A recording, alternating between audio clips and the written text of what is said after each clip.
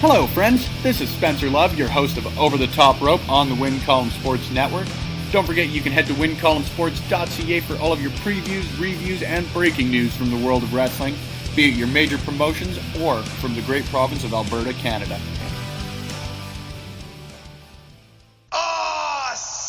This is your main man RJ from the Ringside Rant, heard only on the Visionaries Wrestling Network.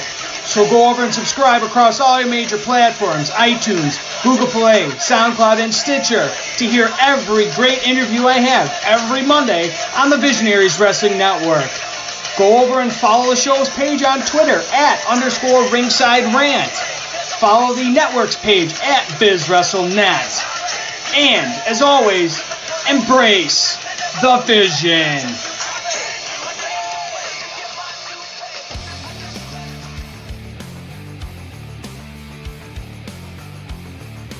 If you like podcasts and you are listening to them on Backbreaker Media, then you should listen to me, Chris Parrish, and myself, Manoyan, and the Sounds of Struggle, because we are literally the most entertaining duo you'll ever come across in Western Canadian wrestling, baby. We talk about things like wrestling and other sports we like.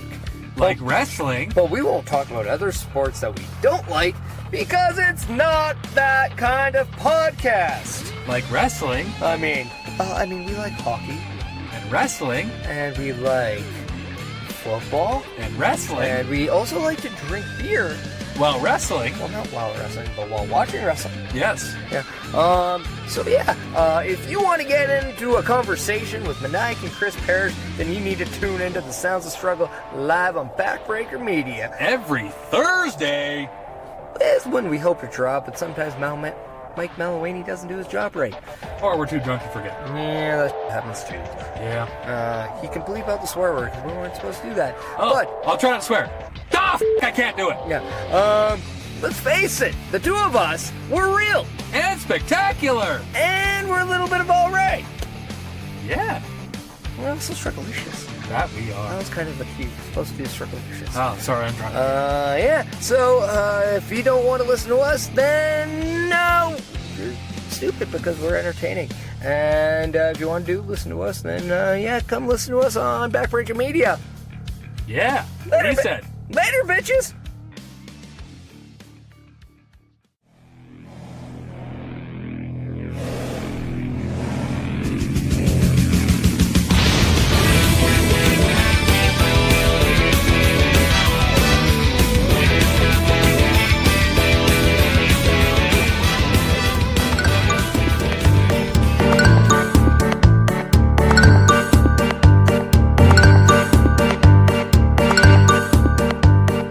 Ladies and gentlemen, welcome to the second episode of Total Nonstop Anarchy. I am your host, Andre C., and this week we are here to talk about WWA The Inception. But as you can hear, Mike the Ref isn't talking, because this show is my show now, and I am going to be every week having a new rotating guest host with me, and this week, for the second episode of Total Nonstop Anarchy and the first WWE pay-per-view, I have contacted my good buddy, RCW ring announcer extraordinaire, Kyle Shaw. Kyle, welcome to the program.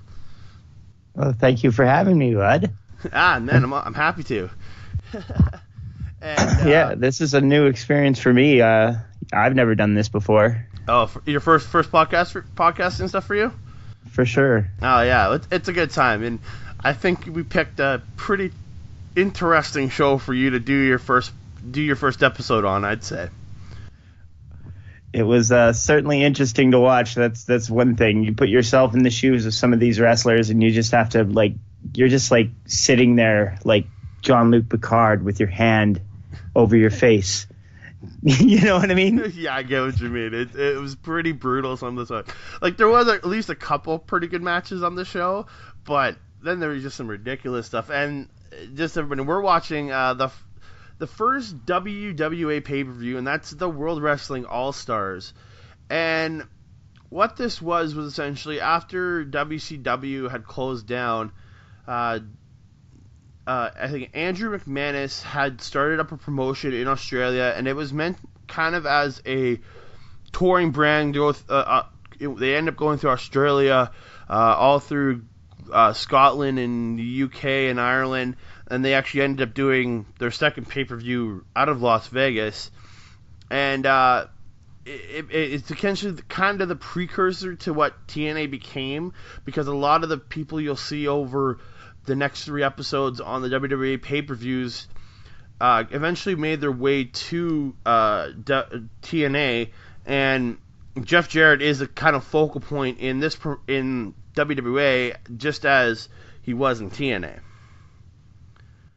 Well, I could definitely tell that. I even last night before I dozed off, I put on another WWA pay-per-view. I can't remember what it was, but I only watched the first match before I fell asleep, and it was like AJ Styles and Low Key and Christopher Daniels, and that's the second. Yeah, none of those guys were on this show, unfortunately. This show had some good workers, a couple, anyways, and yeah. So yeah, I wouldn't say that the wrestling was the down point of this show. In fact, it was quite the opposite. It was everything other than the wrestling was wrong with this show. Inside most of the matches we're about to talk about, weren't.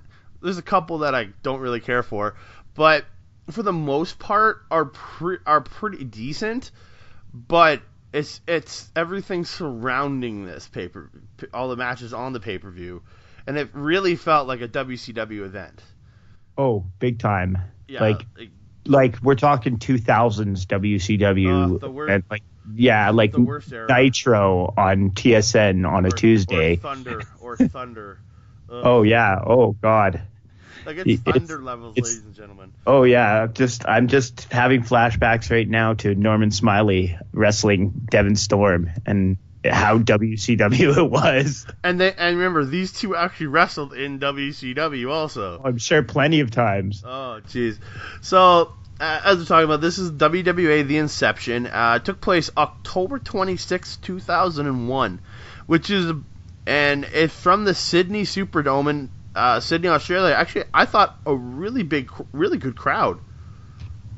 The crowd was huge. I was like super surprised. Like, if this is indie level fare in Australia, like, why aren't more promotions doing shows there? Because there was thousands of people there. Well, and the thing is with Australia, they have had a Gary Hart promoted there for years successfully, and then after Gary Hart, it kind of got into a downturn, and you saw the scene kind of really slow down. And nowadays, you have Melbourne City Wrestling and a few other promotions there, but it still isn't back to what it was with the Gary Hart level days. But I think this showed that if you go to kind of countries and area where wrestling isn't as strong, like isn't regularly shown, like regularly happens there, I think you can draw a good crowd even with a really terrible show. And there was maybe one Australian wrestler on this show too, so it's not like they were all drawn to the crowd. Like they were like, "Oh, we got to go see our hometown guys wrestle." They had Nathan. They were like, "Oh, WCW, not WCW, is coming to town. Let's go check it out." Well, yeah, the hometown guy he's talking about is actually Nathan Jones. Would actually become a WWE superstar after this, which is pretty surprising because he didn't look great on this one. But anyways. And who would actually just quit in the middle of an Australian tour and just decided not to fly back to the United States, which is, I think, a weird thing to do. That's how he quit WWE? Yeah, because they were doing an Australian tour, and he just decided he didn't want to come back, so he just I seem to recall something like that. I wasn't sure if you were talking about if he had done that to WWA as well, and I was like, WWE. Well, WWE he was already in Australia, where WWE he just walked out on them. And he's just like, I'm not coming home, or I'm staying home. Yeah, like, I mean, I'll be perfectly honest with you. I was expecting a lot worse of a turnout from Nathan Jones. I mean, we'll talk to it when we come to it, but I was expecting like the complete drizzling shits, and it wasn't that. It was competent as far as I was concerned. And it's who he's working with too. So the announcers for the night were Jeremy Borash and Jerry the King Lawler, and this is about just shy of a month of when Jerry would head back to the WWE. Yeah, I noted that too, because I remember he showed up right after the Survivor Series, the night after he came back. So like this, and this is October, and Survivor Series is normally November, so it couldn't have been much further. Yeah, because it was mid to late November of 2001 that the invasion angle ended and Paul Heyman was removed from the desk, which to me I was depressed about because I really liked Paul Heyman in that position. Paul Heyman was great, but he's no Jerry the King Lawler. I'm on the other fence about that. I'm not a huge Jerry the King Lawler fan, not from this era, because like maybe looking back I was a little bit less critical of him back then, but now it's just I can't. It's hard to listen to him from this era because he's just I just think listening back. I think he had such a poor quality at this point in his career. Well, I don't know about poor quality, but like he definitely was not being politically correct. No. Like there's some things on this show where you're like, "Whoa, really? Did he just say that?" Yeah, but but also that's of 2001. It's still. I'm not saying political correctness wasn't out there, but you have also. How do I say this? You don't have the same kind of the critique of how people act back on 2001 as they do today, I would say. Oh yeah, no, I mean like it was almost 20 years ago for sure. Yeah. Oh yeah. But still there was definitely some things where I was like, whoa, that was blatantly offensive. Yeah. You could tell he's trying to be funny, but you're like, he gets crazy offensive on the show. in certain, like with the fruits and everything, he gets just crazy. And talking about Lenny and Lodi, it's just so offensive. Oh yeah, that was the part I was talking about. Ugh. And it gets a little out of hand, but I mean, like I say, it was a different time, I suppose. I mean, I like Borash. I think he's always been a quality announcer, and he just recently signed with the WWE too. Yeah, I'm happy for him. That's like the dream, I guess. They're not calling me anytime soon or anything. Me either. But that's totally fine, but like I say, I'm happy for Borash. He definitely, I mean, I hear he has his spoon in a lot of different pots, and you can tell like he's good at doing a lot of different things. He's good on commentary. He's good on ring announcing. He's a great producer. Like he was one of the big creative minds, other than Matt Hardy, behind that whole Broken Universe thing. Yeah, I'd heard that. So, like, I mean, if he came up with Vanguard 1, then he's one of the greatest geniuses in the history of wrestling. I agree 100%. So, let's get into the pay-per-view proper. So Borash and Lawler welcome us to the show, and then the first man to come out is the WWA Commissioner, Bret the Hitman Hart. Were you surprised to see Bret Hart as part of the WWA? I don't think I was surprised because I think I've seen this show like many, many years ago. Oh yeah. Just like a long time ago. Like I don't even know if I've seen the actual full show, but I was aware that Bret Hart had some involvement with this, but I'm also kind of under the impression that he doesn't really have much more involvement after this show. He shows up on the second one, then I think he doesn't show up again until I think a video package on the fifth one. I'm not sure. I haven't gotten that far ahead, and I've only watched the next episode already, but I'm not totally sure about where he goes from after there, because he had the stroke issue. He had issues stemming from the stroke and a lot of health issues in 2002. So yeah. So he comes out, plays up the crowd, says he's happy to be there, and like he loves Australia, all that. Pandering to the crowd garbage. And did you see the belt that he had? It looks so low rent. Oh, yeah, no kidding. I was like, geez, we have, like, belts. Like, I'm not trying to diss on RCW or anything, but it's a low-budget promotion, and some of the belts there are a little, like, homemade looking, Yeah. But this was on that level where you were like, whoa, like, you couldn't spring for a belt? Like... It's like, you didn't want to pay more than $10 for a title belt. It seemed kind of cheap. Yeah, no, like that's what I'm saying is, and I mean, like, again, I probably shouldn't have said that stuff about RCW being low budget, but like that's the reality of all the local federations, I suppose. Yeah, but and I'll say this: RCW's title belt, I think, is better than this belt. yeah, that's my point. Is like, I've seen I've been to all kinds of, small independent wrestling shows, and this might be the worst belt I've ever seen. Yeah. Yeah, so it's a lower end belt, and Bret Hart's in the ring, and he takes his shots at WCW and WWE. Like he says, never lost a title in either promotion, because literally it was about a year before this that he had his health issues happen, and they just stripped him of the title in WCW, and then in WWE, he always said he never lost the belt because it was the screwed finish. My favorite thing is when he says he'd never lost the belt in WWE, they immediately pan to a shot of a guy in the crowd who's dressed as Hogan. And I was like, oh, wait, WrestleMania 9 happened. Yeah, but you remember this. We're talking about WrestleMania, like, we're talking way later than that. But, like, Hogan never wanted to drop belt. I guess Bret Hart didn't want to either. I'm just saying, like, it was just kind of funny because I was like, oh, wait, that guy's dressed as Hulk Hogan. Like, immedially after, he's like, yeah, I've never been beaten WWE. And it's weird. And the thing is, okay, there's two lines about he calls Vince McMahon a piece of shit during this thing. Like, he runs him down.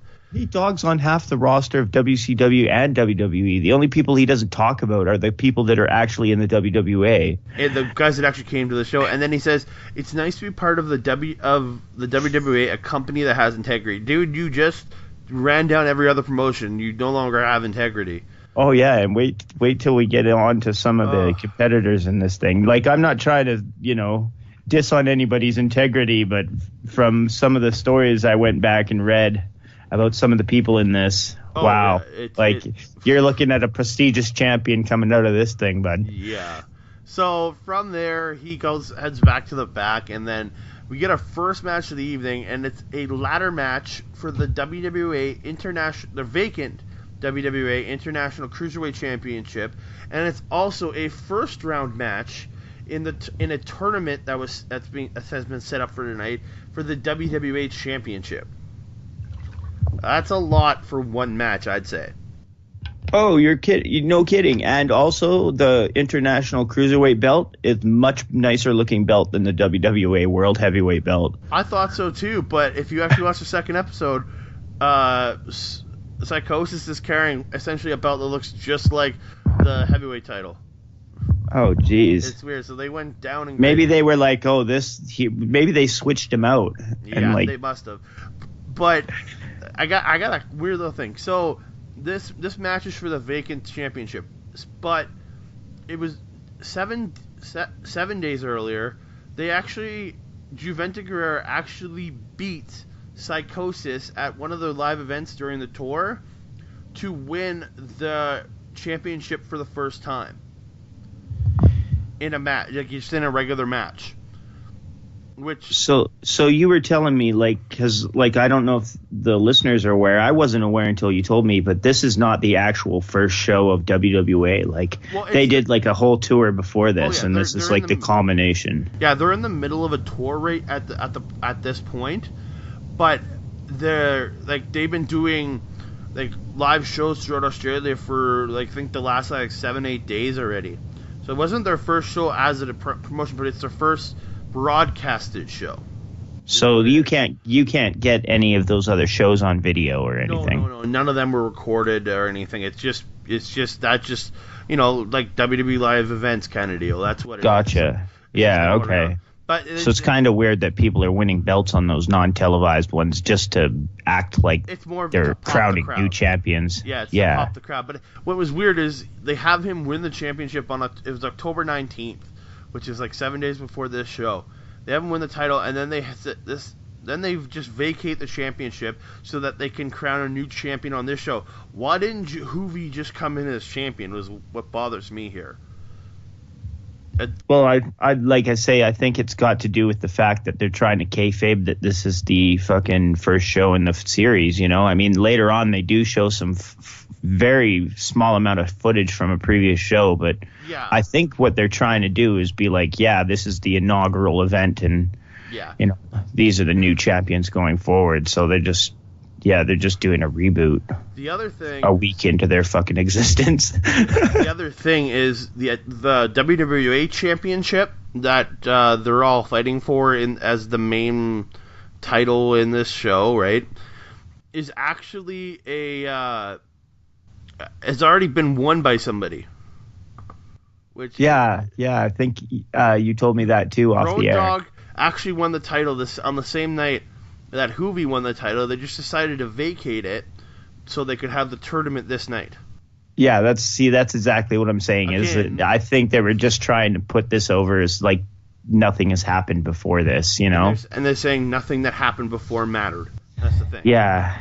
And it just annoys me, just the dumb that kind of dumb stuff. It does seem like the sort of thing where you're like, well, did having those title wins and those belts on those previous shows really add anything to that? Like, Maybe for the live crowd at best. yeah, like, and I mean, those would have had to been the first title matches for those belts if people won them. So why didn't you just hold that off? Like, Yeah. is it so Road Dogg could defend the belt 6 times on the way to this show? Like, I guess so, because it says because according to records, he vacated it on the day of the show. So yeah, and I mean, like, if you're trying to get away from like the, WCW antics and stuff, vacating on your belts is not the way to go about it.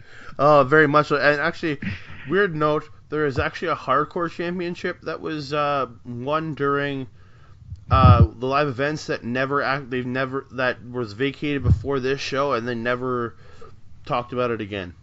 Oh, geez, really? So Yeah. somebody's walking around with like the WWA Hardcore Championship, and it just like sits in their closet all the time, and Yep, never. It was defended on a couple of live events and then never used again. Who was the champ? Do you know? I think it was Devin Storm. I'm not 100% sure, but I think it was Devin Yeah. Storm. I was gonna guess either him or Luna. Yeah. Oh, we'll get to her later. Oh, I don't want to, but we will.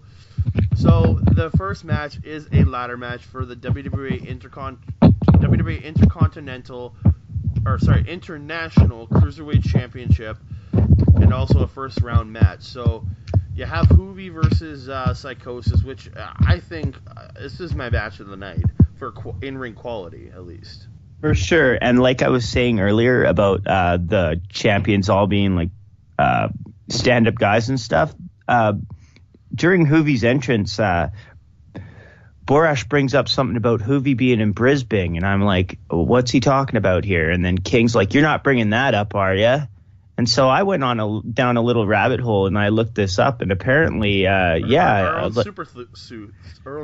was like, what the fuck? Why would Borash bring this up? Because he's referring to an incident where Hoovy like got messed out of his mind on PCP and attacked a bunch of people and got naked in Brisbane, and they almost had to fire him from WCW. Apparently, it took like 6 cops to get him down. And he broke some chick cop's ribs or something, and they had to pepper spray him and everything. Holy crap. Yeah, I was like, sure, Bret Hart's coming out here, and he's just like, this is the guy he wants to pass the fucking torch to. Oh, like, my God. Why would you bring that up, Borash? Like, what the fuck is wrong with you? Like, Did you say that happened in Perth? no, they said it happened in Brisbane. Oh, that must have been him just celebrating his championship because he won it in Perth. Yeah, he must have been celebrating his Cruiserweight Championship win. No, this was like a year before in WCW. Oh, geez, even and worse. Borash just brings it up like, oh, Hoovy hasn't been here since that thing in Brisbane. And then I was like, well, what is he talking about? Well, so yeah, I went and looked it up, and apparently he was smoking some weed at a club or something, and it had been laced without his knowledge. And Oh, Jesus. yeah, and he apparently, like, some of the guys that were trying to hold him down was like Terry Taylor and fucking Finley. Like, if Finley is trying to hold you down and can't do it, wrong. you are messed out of your mind on drugs. I agree, man. Like, I had never heard that story before, but like, that's something you don't even reference. That's the thing. You don't even, like, I know he didn't specifically talk about the event, but you don't even reference those kind of events if you want to be classy with your promotion. Why when King brought it up, King was like, oh, you're not going to bring that up, are you? And then after I found out what it was about, I was like, I completely agree. Why would he bring that up? Like, I truly believe Jerry has no idea what he's talking about, but he just said that anyways. oh yeah, sure. That's also probably completely true. Because you got to remember, Jerry Lawler barely watched WWE when he would work for them, let alone knowing anything about anybody from WCW. The most amount of time that Jerry Lawler has probably ever spent in a locker room with Juventud Guerrero is like at this show, probably. For like 10 seconds. Well, yeah, maybe being introduced to him or something. Like I don't know. Like I don't know Jerry King Lawler personally, and I don't know Juventud Guerrero or anything, but they don't seem like the kind of guys that would instantly gravitate to one another in the locker room. You know what I mean? They really don't. And yeah, it was. I don't know why you would bring something up. It's just dumb. Yeah, it was weird. I just wanted to share that because I was like, what is he talking about here? And then when I found out, I was like, yeah, he totally shouldn't have brought that up. Thank you very much, because I had no idea about that. So one thing I did notice, especially when they got into the mat, as they started, like the guys coming out, did you notice the announcers seemed very hollow? Like their sound sounded very, very hollow. It sounded to me like Lawler and Borash, because I know Borash was also he's doing double duty. He's on commentary and ring announcing. Yeah. So I got the kind of feeling like they were announced, like the ring and like the commentary was being blasted over the loudspeakers for the fans to hear. Yeah. I swear it is, because it sounds the same way in the next episode too, or in the next pay-per-view too. That's what it sounds like. Is like if you were in the nosebleed sections, you're listening to Lawler and fucking Borash joke around and stuff. For me, excuse my language. Yeah. Don't worry about it. But for me, when I've been at shows where you start, and I've heard one certain person doing this, announcing stuff to a live crowd, it gets kind of annoying. Oh, no kidding. When you're at a live event, and maybe in a bigger setting like that, it's not so bad. But when you're in a small, like I know from being in an indie setting at like RCW and PWA and them, if somebody starts talking over the loudspeaker, it really distracts from the match, because in a live aspect, you get sucked in so much more versus from TV, you want that descriptive effect. Oh yeah, and if you're one of the wrestlers in the ring, that's got to piss you off so much. Because you're trying to focus on your match, and then you got these a-holes on the outside talking. Yeah, trying to get themselves over while you're fucking doing your wrestling. Like, I mean, yeah, like, you know, if you're the announcer or the commentator or whatever, that's fine. You can commentate on the show, but don't have that blasting over the loudspeaker so all the fans can hear. I mean, that did happen to me. I went to one indie show in like 2005, and I think it was at the Springbrook Multiplex. Oh yeah. It was a real low budget show. Like we're talking, it looked like the ring had wooden ring posts. Oh, like, Jesus. Yeah, it was, but like the guy that was announcing, he was doing commentary throughout the whole show, and he would walk around. I mean, like, honestly, there was only like 8 people at the show, so, yeah. I mean, it's not like a huge... Does that even 8 paid? Or was that like... I paid. I can tell you that. I paid, and I had a good old time. I always do. Like, I mean, I had fun. I was in the front row, and he walked up to me, and I had commentated like half a match with him, just because like he was walking around like putting the microphone in people's faces while the guys were wrestling. It was weird. I'm sorry. If I was one of the guys in the ring, I'd be so pissed off at that. He sits me down. He's like, "So, which one of these two guys do you think is gonna win?" And I was like, I've never seen these two guys before, you know. I mean, I'm pretty sure I think they're still around, but I was just like, I'm going to go for this guy because he's not wearing pink tights. Like, the other guy has pink tights. Like, I had no idea who they were, right? Like, it's a local indie federation I'd never heard of.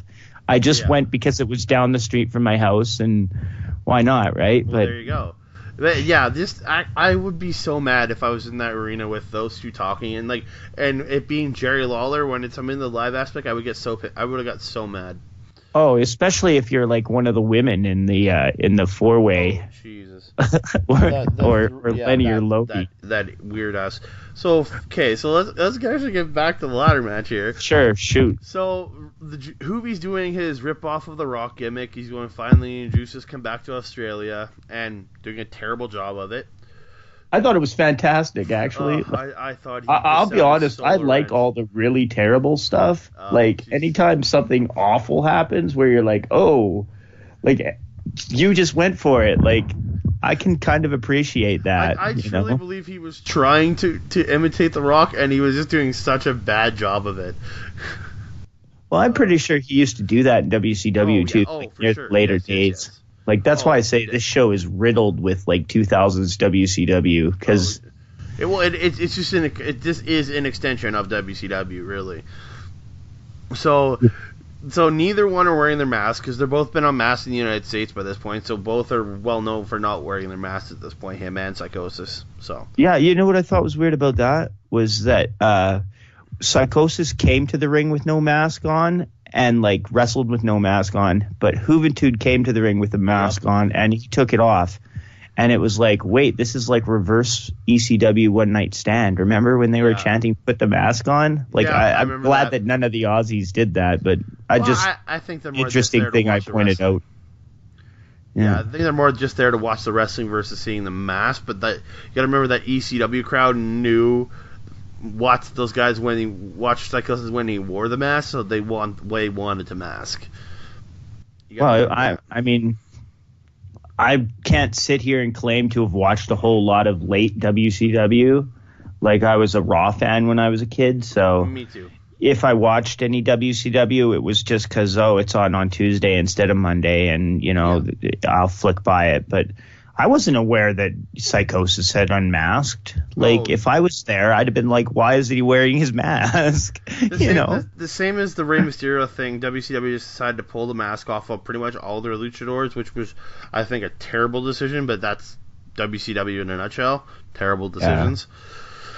But yeah, it was an unmasking just to be unmasked so they didn't have to wear a mask. That's all it was. Like, nothing, it wasn't even something special either. For sure, bud. Yeah. So, as we get into the match, Sai ends up getting actually the domination in the first couple minutes. A lot of chops and drop toe holds. These two work together really well, in my opinion. Right. That's from years of working these together. guys, yeah, exactly. Like, they pretty much were trained together, I would imagine. Oh, yeah. Like, these guys have been together. Going up and down the circuit for, tons of time. I mean... And like you say, like Psychosis, he got a little early flurry on then, but then he just proceeded to get his ass whooped for 5 minutes. Then Hoovie just comes back, hits this awesome spinning heel kick, and then just does this spinning like a springboard spinning DDT. Looks so good. Pretty amazing. And then they get the ladder in, and then Hoovie kind of knocks the ladder over, and it hits right onto Psychosis' head, like unprotected ladder shot, right onto the forehead. It just looks so bad, and then Hoovie does he goes and grabs another ladder, and then he hits, and when he throws it in, he hits Psychosis right in the face, and it ends up busting him open like crazy. There was a couple of crazy ladder shots in this too. I remember one of them was taking the ladder in the ring at one time, and the other guy did the old school baseball slide into the ladder. But you saw that ladder just smashed straight into Homeboy's face. He just nonchalantly, as he got it in between the ropes, and then just kind of pushed it in. I don't think he intentionally meant to do it, but it just went into Psychosis' face and just broke him open. Yeah, it was pretty nasty. So, Hoovie comes back in, and he ends up setting up the ladders and does that teeter-totter spot where, he'll jump over and, land on the one end of the ladder, and then it comes up and hits Psychosis in the face. The Joey Mercury mug murderer. Oh, that's what I wrote it down as my notes. That teeter-totter spot always makes me think of Joey Mercury. It's just, and you got to remember, Psychosis was already broken open at this point, so it's like you can only make him bleed worse. So Psychosis ends up reversing with his whips and gets Hoovie up on his shoulder and goes for an electric chair drop. The ladder's across the corner, and he goes to try to drop him on it, but Hoovy just flips it into a sunset flip, and then when they get back up after the pinfall, Psychosis actually ends up flapjacking Hoovy into the ladder, which I thought, I'm like, holy crap, like that just looks like it hurts. Like being flapjacked into a ladder. It's not something I'd want to experience. No, there's no give to it. That's the thing. There's no give at all. A ladder matches has to be like the worst match stipulation. Like you have to show up, or well, I mean, obviously, if you're doing a ladder match, you probably are aware of that a few days ahead of time at least. But I mean, it's got to be the sort of thing where you're like, I know this one's gonna hurt. You know, like if you're one of the wrestlers and you're going into something like that, you're like. I mean, every match is going to hurt, but, like, there's higher potential for injury in a ladder match. Like, just because, like, if that thing gets shifted over on its side and you come down on it, like, you're breaking some ribs easy. I've seen some indie shows where guys land on those ladders and just, it looks like it hurts so goddamn bad. Yeah. So, like, Psychosis ends up, does that suplex onto the ropes and then does the spot where he climbs the ladder, then comes off. You know how, like, guys would jump onto the rope and then come off and do that leg drop to guys that are on the rope? He does it off the ladder to Hoovy. I loved it. It looked like a perfect spot. Yeah, these guys were not holding anything back. Like, they were out there to prove, like, you know, we're in this to put on a show here and steal the show, and I'm, you know, pretty confident they actually pulled that off. Like, they did some crazy stuff. But the biggest mistake I saw in this match was actually Hoovy had put a ladder across one way and then had another one in front of it, and then he climbed up on the ladder, then he climbed the one, and he goes to jump off, like, to hit some kind of move. And it, like, tilted out of the ladder, out of his instead of him feet. Jumping forward, he ended up, like, it's like his feet pushed the ladder backwards and he almost went straight down.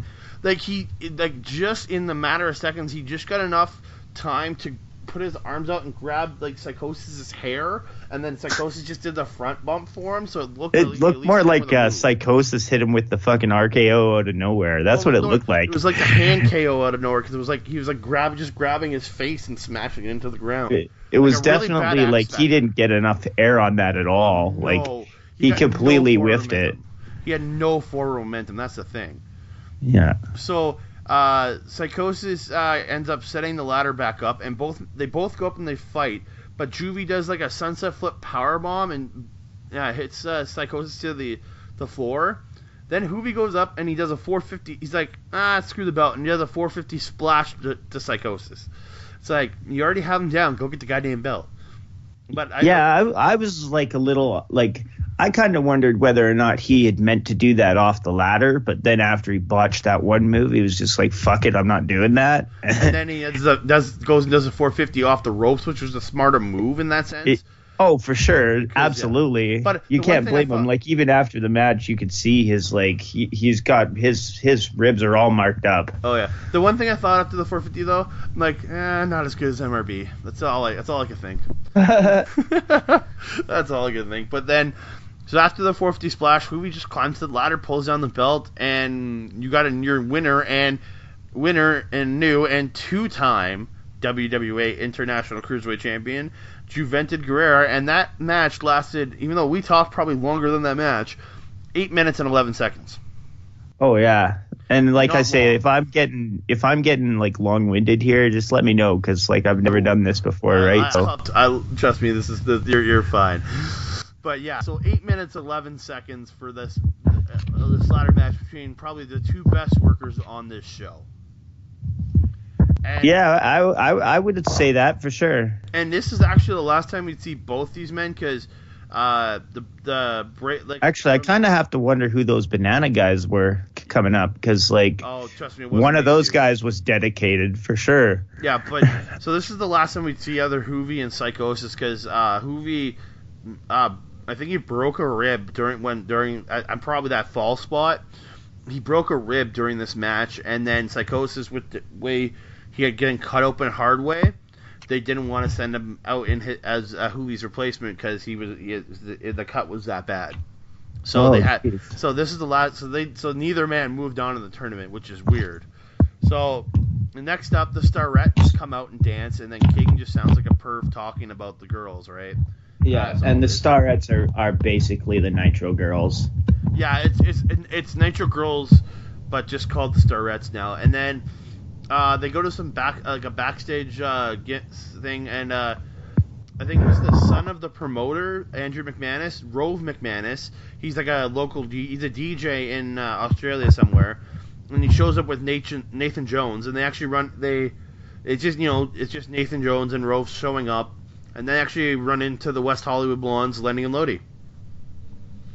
And that's pretty much that entire thing. And then there's another segment where Disco Inferno is getting mad at a production assistant, and he's telling him to go get him security guards or something. Oh yeah, because he's like, I've been getting mobbed the whole time we're here, and I need security. No, he didn't. He said he wants 2 suits, because this is specific to what comes after the next match.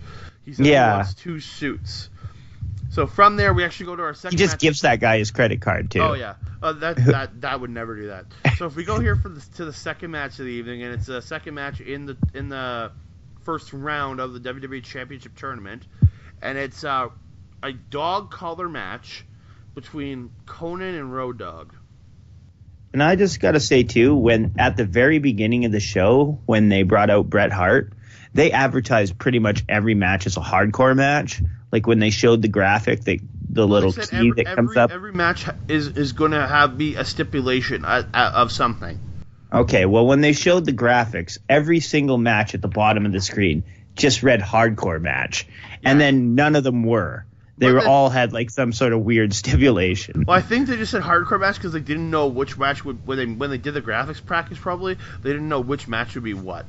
See, the fact that they didn't know what the matches were going to be as the show was going on doesn't surprise me one bit. Well, you got to remember, those graphics are done like a few days before by some company they hire to make the graphics. So they may not have known a few days ahead what each match would be. That's what I'm Sure. Saying. Yeah. I mean, you can play devil's advocate for them all you want, but as far as I'm concerned, like, that's a production error. Yeah. Like, it was a dog collar match, not a hardcore match, you know? Yeah. So, Conan comes out doing his rapping and does his catchphrases.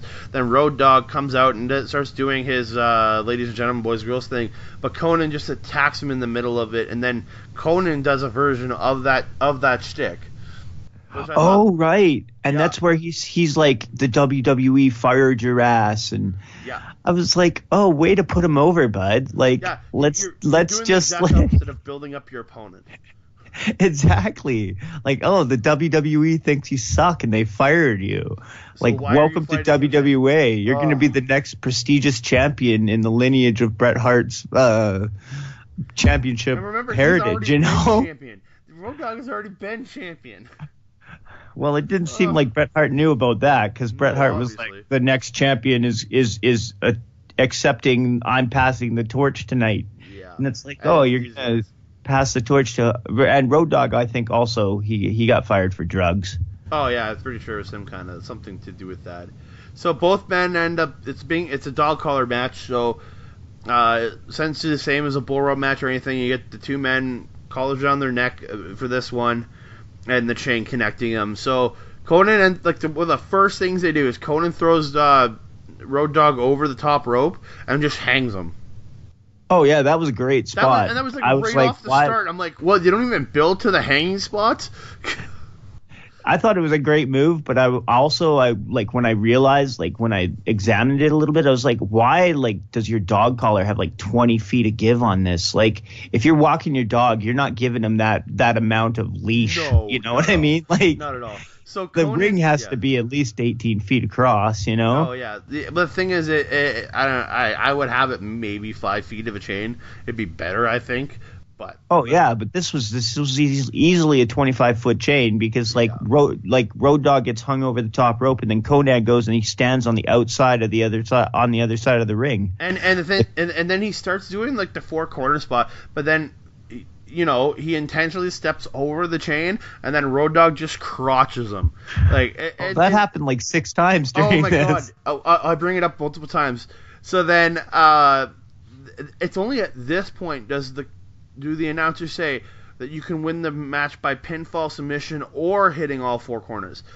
It's only a couple minutes into the match do they finally tell you how it can end.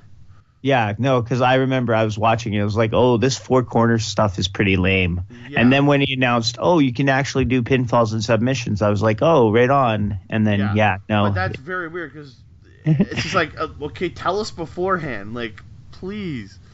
So Conan goes up. He gets Road Dogg to the corner. He goes up and does the 10 corner punches. But I thought he did it very, very sloppily. Like it looks so bad. Like you could obviously tell he was not connecting. Yeah, this was not AJ Styles versus Christopher Daniels for sure. This was like, not. This was not Marky in the corner doing his 10 punches. No, this was. It was pretty clunky. You know, I mean, I'm not trying to dog on Road Dogg and K Dog. Haha, get it? But like. You could tell like these guys they're not really in the prime of their career anymore. You know what I mean? Not really. And I know Road Dogg is still going to this day, but like you could tell at this time like he's got some issues. Like, oh yeah, he's not the Road Dogg from DX about a year before, and he's not the Road Dogg that the BG James we'd see in TNA. He's in that point where drugs was a huge issue for him. Yeah, and even Conan, he's not like jacked up Mexican heavyweight champion. He's like kind of like short, pudgy thug Conan. Yeah, he looks you know, like a fat version of Conan. Yeah. Yeah. He did do a pretty cool like a rolling clothesline still. Oh yeah. So after like he's got him in the 10 count. You know, Road Dogg gets to the low blow. And he does wraps his fist in the chain and punches him. And then Road Dogg goes to do the 4 corners, and then Conan crotches him. It's like, can't you come up with something new? I just found it so dumb that you just use the same spot over and over again. And the chain match is like one of the most unrealistic matches in wrestling. Sure. Because, like, one crotch shot and you're out. Like, nobody's getting up after they've been punched in the balls, you know? Heck no. Like, and then later on in the match, even, Road Dogg just plain wraps that chain around his fist, and he just gnashes Conan right in the face with it, right? Oh, yeah. Punches him, and I'm like, oh.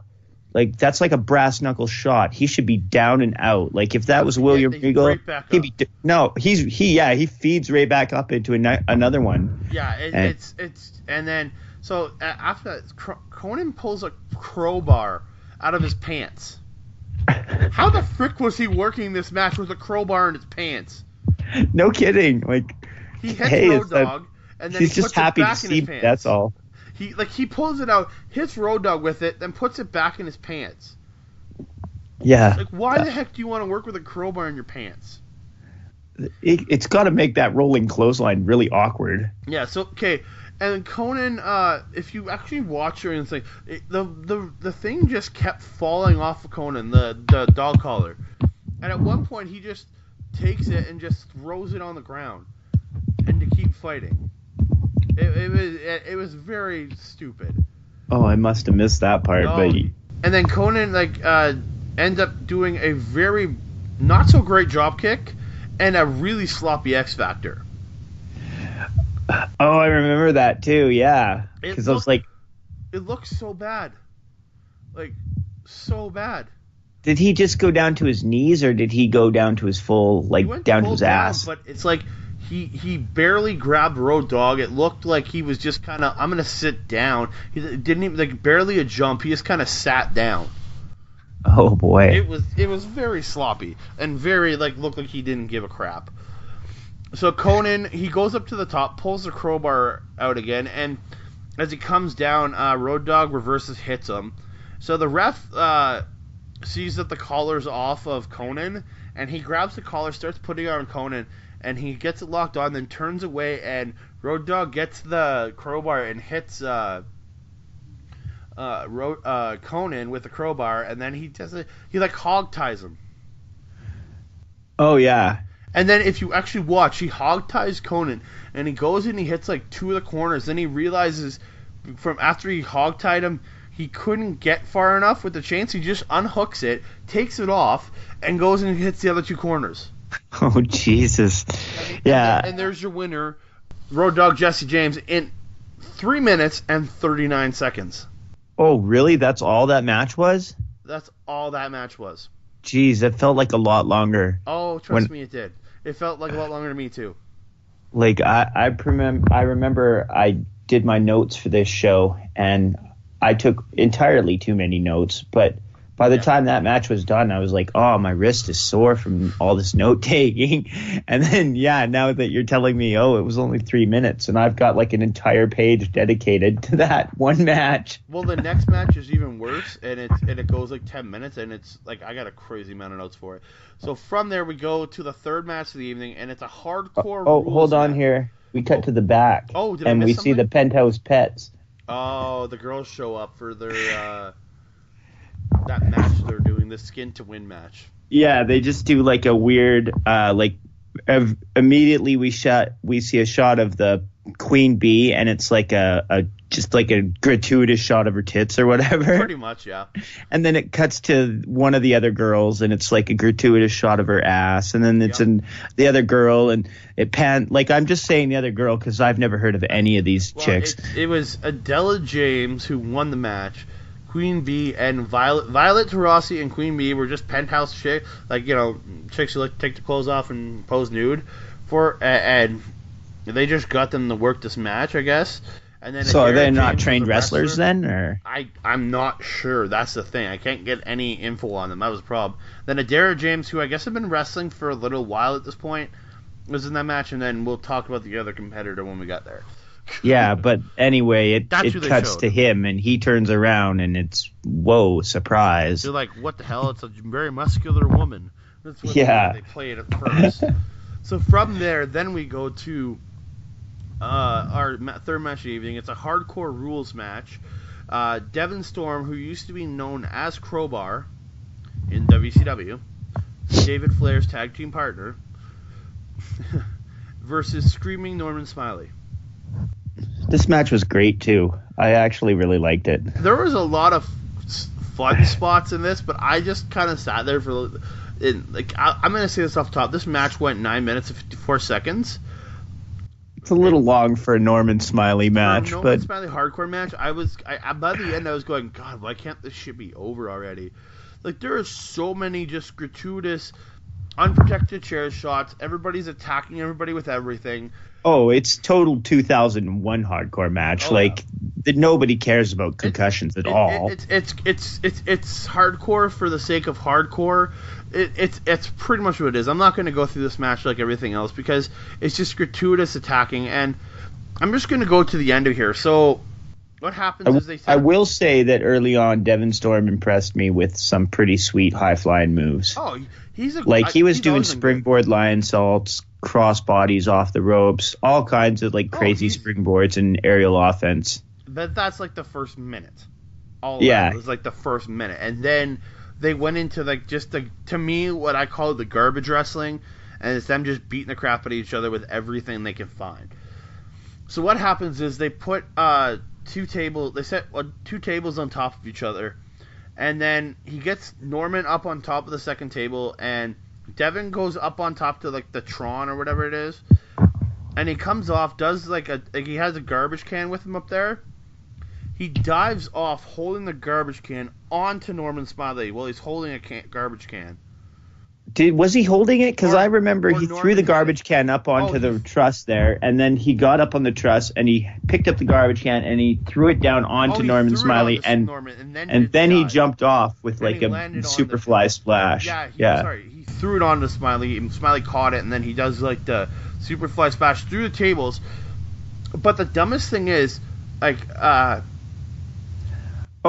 he rolls over and gets pinned. This match. Yeah.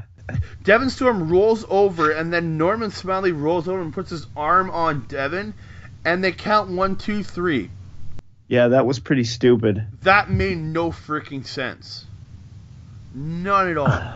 And I mean, this didn't advance anybody in the tournament either. It's not like Norman Smiley went on to wrestle Road Dogg, which if Norman Smiley had wrestled Road Dogg on this show, that might have been way better than what actually happened. Oh, for sure.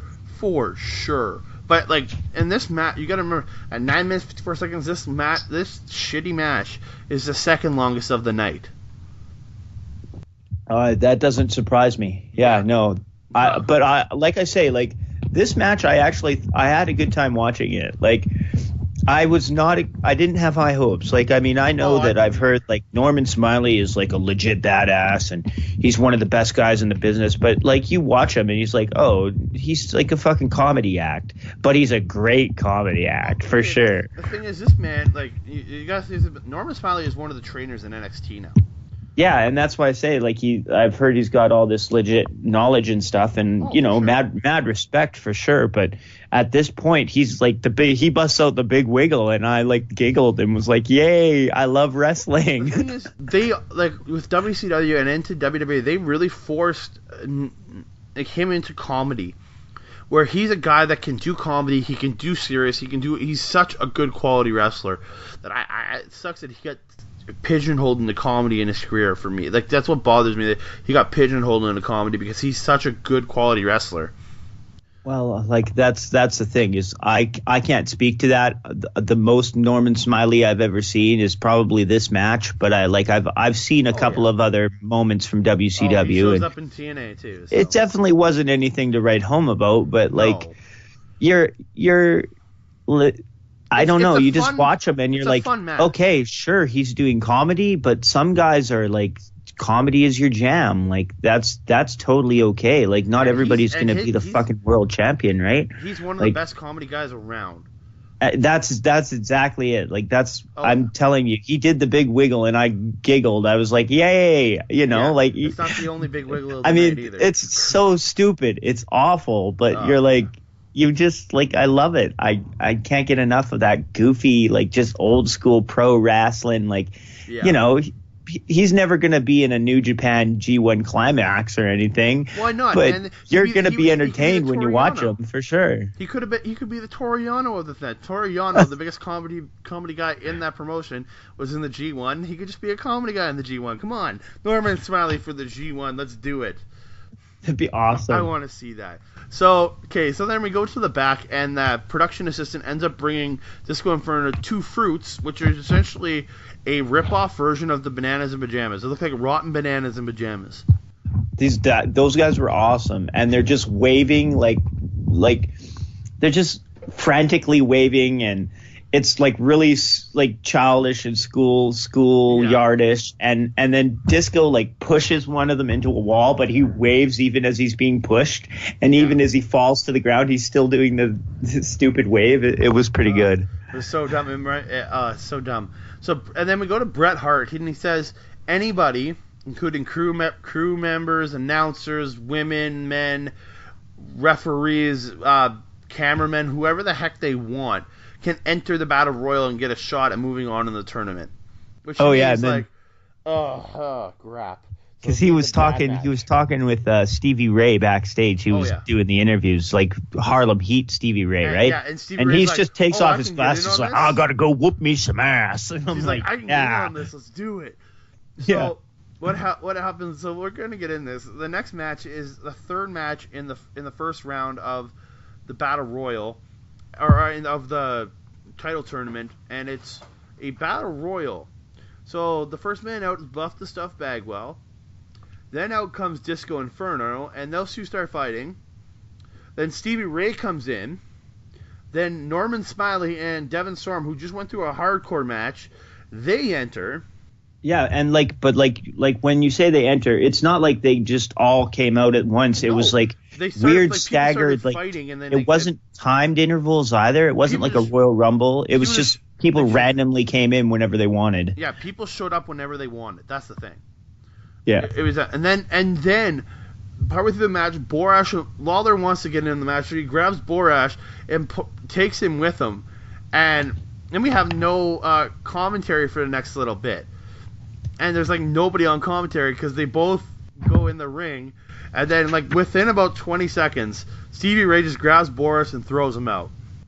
Stevie Ray was like the beast of this match too. Like if you watch the match, like he's the one guy where everybody squares off against him, and he's the backstage fucking reporter, you know, like he takes the Yokozuna spot, you know. And totally, yeah, he was the biggest guy there. But it's like, how come WWA has hired this huge jacked up guy to like do this? Why isn't he in the tournament? Like, maybe there's an I don't believe that Road Dogg beat Stevie Ray, you know.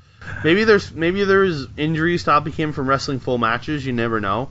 I would imagine it's got to be something like that because, like I say, like just if you just look at the two of them, like Stevie Ray is whooping Road Dogg's ass. Oh yeah, big time. Well, Buff's ass because Road Dogg wasn't in this one.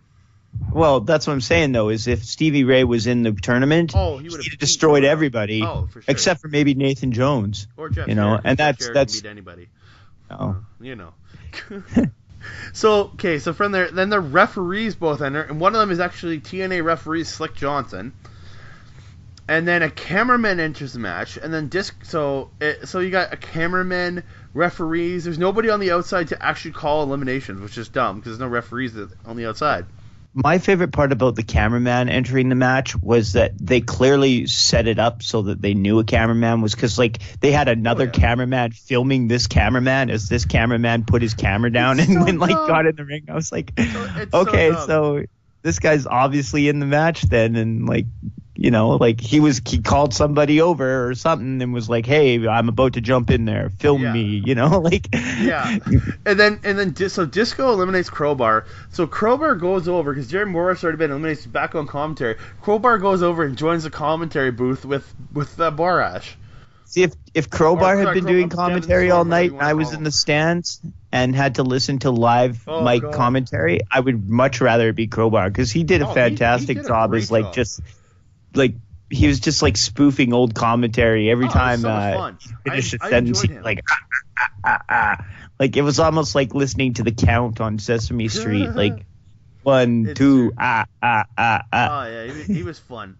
So then some random woman in a gold dress just gets up on the apron and then gets in the match. Yeah, I saw that too, and I was just like, I have no idea who this chick is. But then later on, I think this Battle Royal was this way was because it didn't hire enough guys to actually fill the Battle Royal. Oh, no kidding. Well, like, I mean, it's Australia too. You can't just bring a bunch of peripheral guys with you. Like, it costs a lot of money to fly to Australia. Wrestlers. There has to be indie wrestlers somewhere you could hire to do this.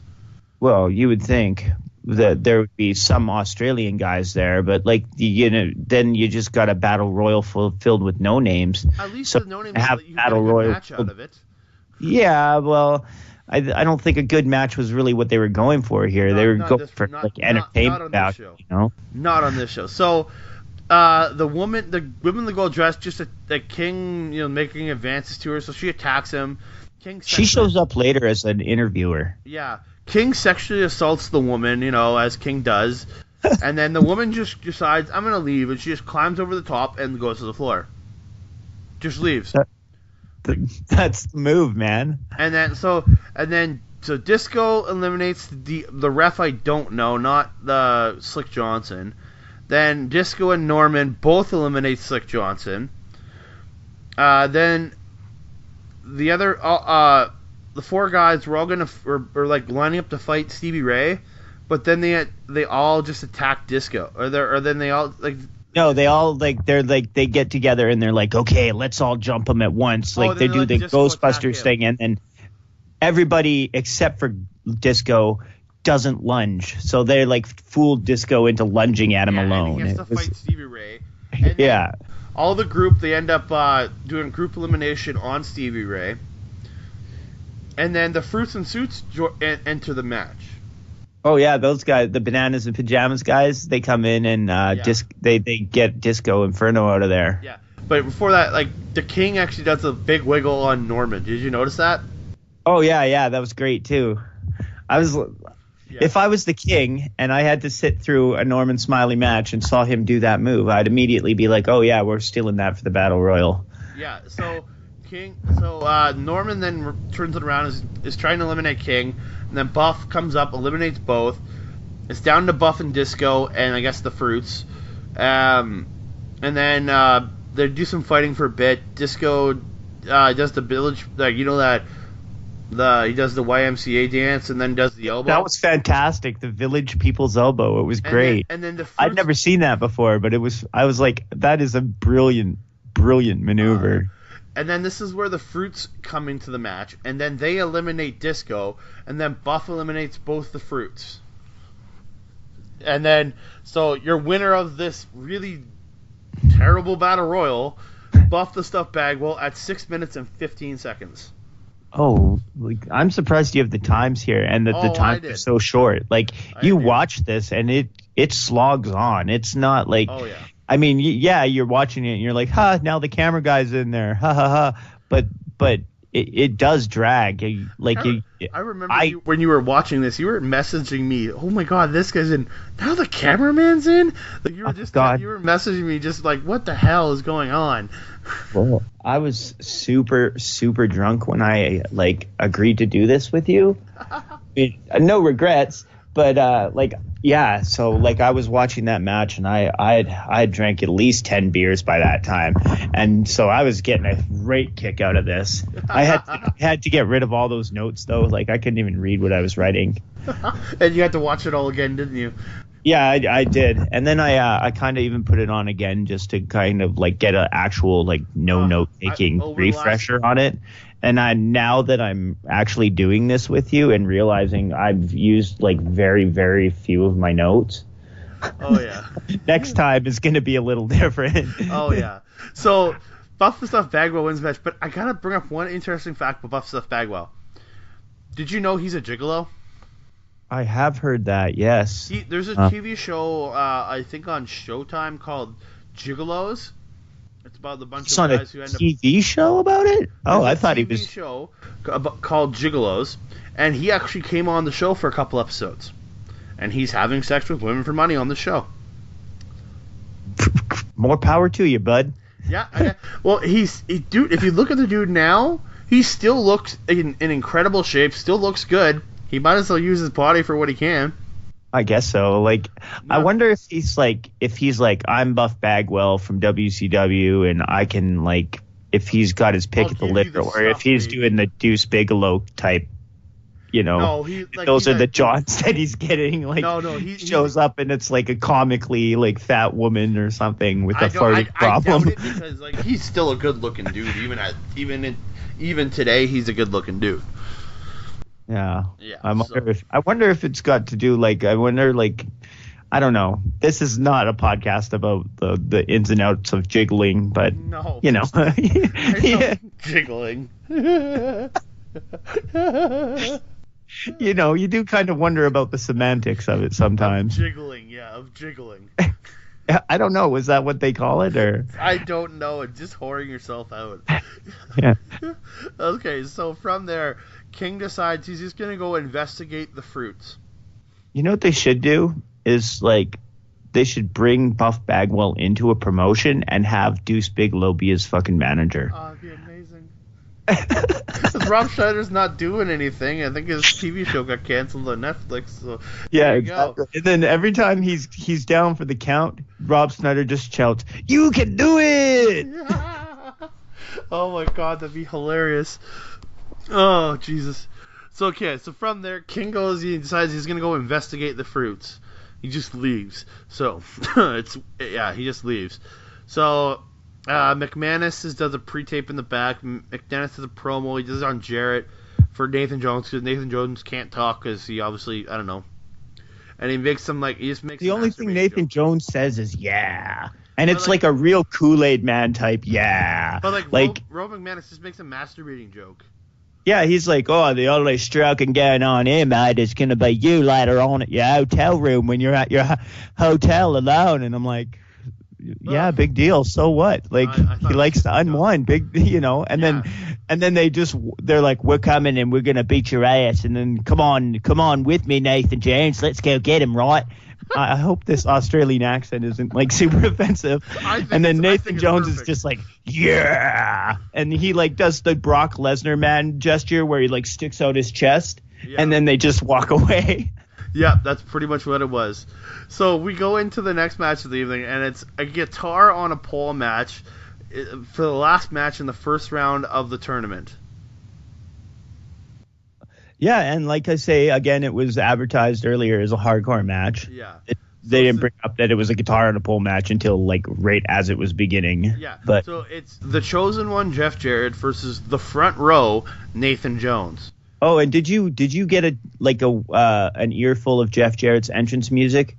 Like right at the beginning, it's got the old school WCW like twang like thing, and then as he's entering the ring, though, you're like, oh wait, they're just using it's like the rip-off version of like, have you ever seen those Wrestling's Glory CDs that are like $9.99 in the bargain bin, and it's like bad produced versions of WWF songs? Yeah, he's using that.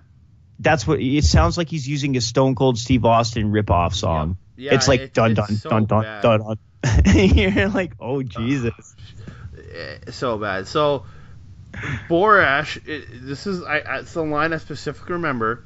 He calls Jarrett a young veteran. That makes no sense, unless he's been it's just like, why you no? I just got annoyed by that. I mean, so Jarrett, even 2001, Jarrett would have been like 40 years old. Yeah. So at least, probably. I mean, no, he'd be in at his least 35. He'd be in his his early 30s. I think early to mid 30s. Say at this point. And well, I mean, I'm sure he was wrestling in the probably the 80s. Like Jeff? No, he would have come in early 90s. I got to. Well, in WWE, he was in the 90s, but like if you go back to his old Nashville days and stuff, like I'm literally looking this up right now because I need to know how old Jeff Jarrett is. Just I have this DVD from TNA, and they have an old match on there where he wrestles like Jim Duggan in like Nashville or something like that, and it's like it's easily 1988. Yeah. So I'm looking it up right now. Jeff Jarrett right now is only 50. Oh wow. Yeah. It says 50. Because he would have got his start pretty early, but remember he comes from. Probably would have. So he probably would have been put in the ring when he was like 17. I'm pretty sure he started wrestling. 1986. That would have been him at 17 years old. 16 or 17 when he started wrestling. Because remember, he grew up in the business. You gotta remember that. So I guess he is a young veteran by this point. I mean, I guess so. Yeah, like if he started in 86 and this is 2001, that's a good 15 years. Yeah, I guess so. I guess he is a young veteran. I guess I was wrong. So Jarrett gets the mic and he calls the crowd slap nuts. Calls himself the Chosen One. And doesn't he call them slap asses? Because I noticed that. I was like, I was maybe he did. I thought he said slap nuts, but I could be wrong. And he's the Chosen One, and he says he has all the stroke in the WWA, and says he will become the champion. Yeah, we know you're helping book this promotion. We know you have the stroke. Plus, this moves the stroke.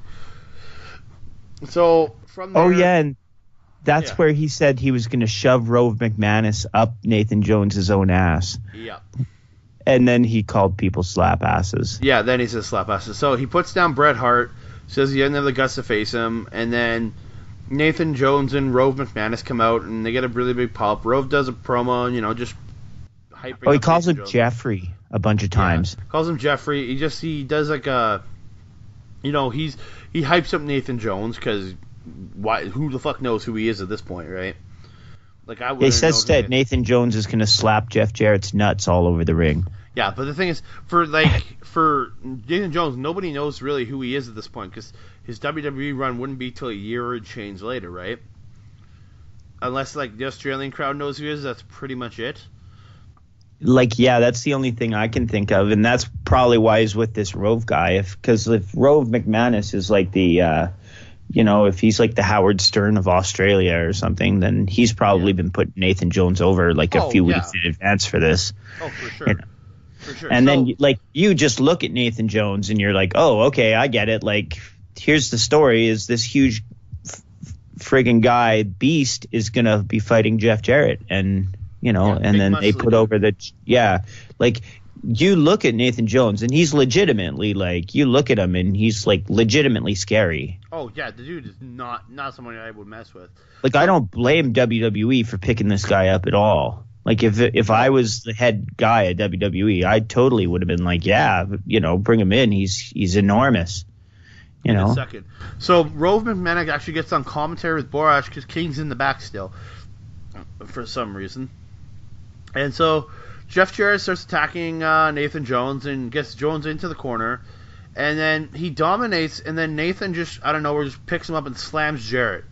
Oh, he did like a crazy weird tilt-a-whirl slam. But then Jarrett it was like, no-sells it kind of looked like he kind of half botched it or something, but then they saved it. It was cool. Yeah, but then he no-sells and just gets right back up and starts attacking Nathan Jones again.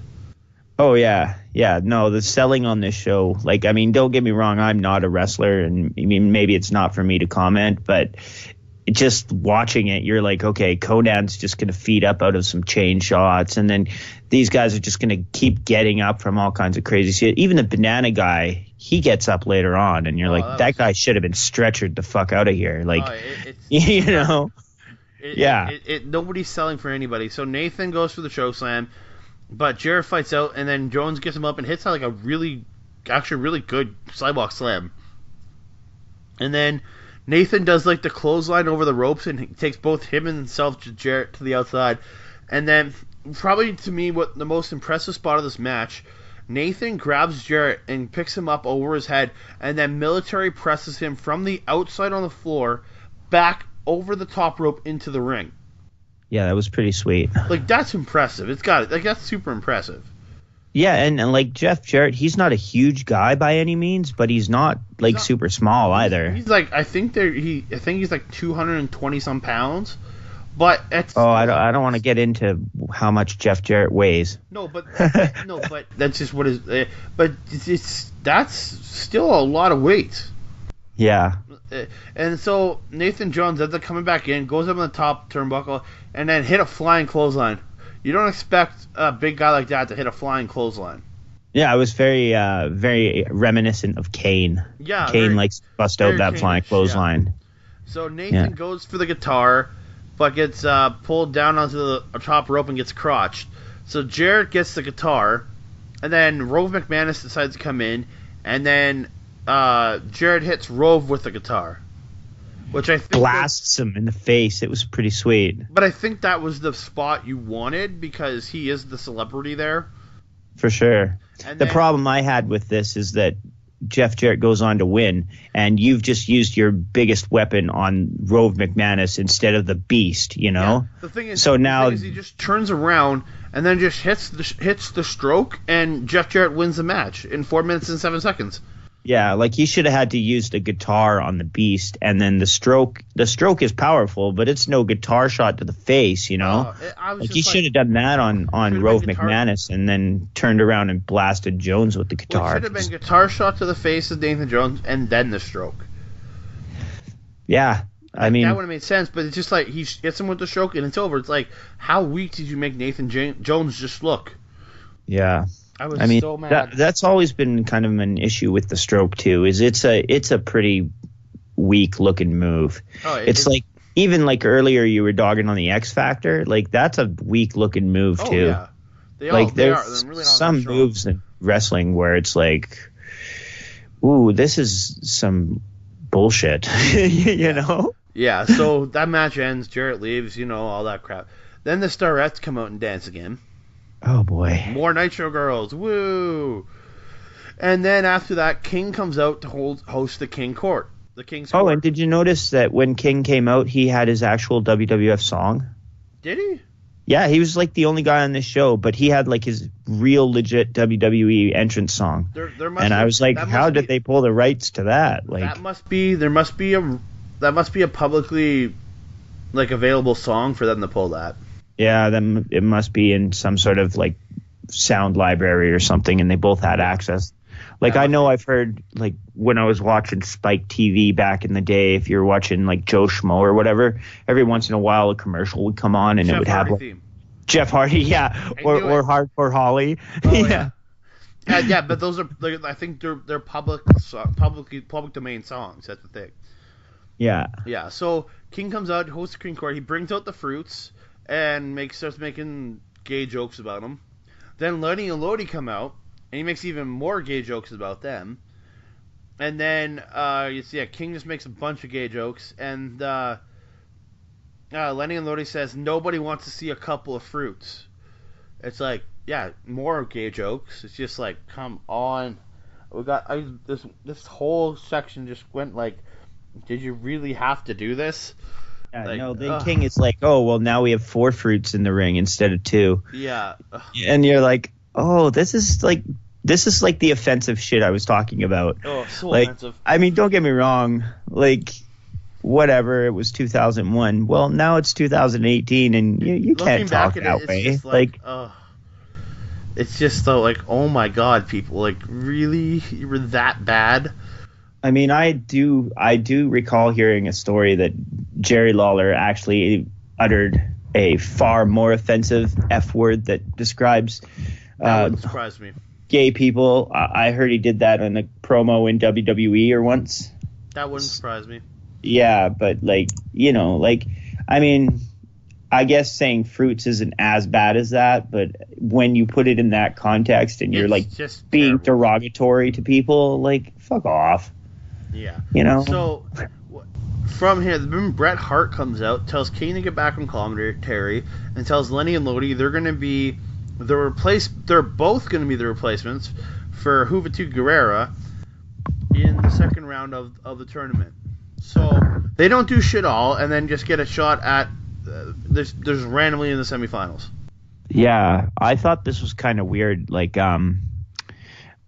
do you think that what actually happened is Juventud got injured and then they just threw a handicap match together with these guys on the fly? I have a feeling that who was supposed to be in this match, and they were probably supposed to do like a comedy match with the fruits, is what I'm guessing. I wouldn't be surprised because, like, we saw them at the beginning and they saw Nathan Jones and stuff. I don't know. Maybe they should have been in the Battle Royal. Probably, and then they were just told, oh, we need somebody to take on Road Dogg. Yeah, why they didn't just get Morgan? Yeah, they should have got Norman Smiley to fight Road Dogg instead. Oh, way better. But from here, we go to a 3-way dance between Lenny, Lodi, and Road Dogg. So Lenny and Lodi, they do the team up part because they're a tag team. But when one guy goes for like a pinfall, the other stops it, and it's like, yeah, but they're not getting mad at each other quite yet. Yeah, no, they're kind of just trying to like play it off each other, like, oh, did I do that? I'm sorry, you know, like it's so dumb. Like I was just like, come on. I did think they had some pretty cool tag moves. Oh, like, they did have their moves were great. It's just they had one that was like almost like a 3D into a bulldog. It was cool. That looked great. So that was they really did that, and then they went on and did some more generic like double hip tosses and stuff. And I was like, oh, you should have saved that bulldog thing for that should have been like your big tease for the finish there, because that was the most impressive thing you did in this match. But you did it like 3 minutes in, and then it all went downhill from there. That was only a minute. That was only about a minute and change in. Oh, okay. Because you're going to turn around and be like, oh, this match went 4 minutes, and I'm going to be like, oh, I thought it was like 9. You're close. So actually, one of the thought I really liked was Road Dogg. You know how he does his like that shake round roll punches. Yeah. He starts punching on Lodi, but then after he does his like shake and rattle thing, he turns and then he punches Lenny. That's the final punch. I actually thought I loved that part. I don't know why. One of the Lenny and Lodi guys too. I'm not super familiar with these guys, but Lenny was the skinny one with the long hair. Lodi was the big jacked up dude that was kind of bald. Yeah, the guy with the long hair. He looks like spitting image of 1999 Chris Jericho.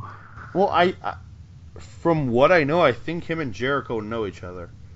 Like I mean, they wouldn't surprise me if they knew each other. I mean, they're both in the same business and stuff, and they're probably both WCW for a time. From somewhere. I'm just trouble checking. They have the same stylist.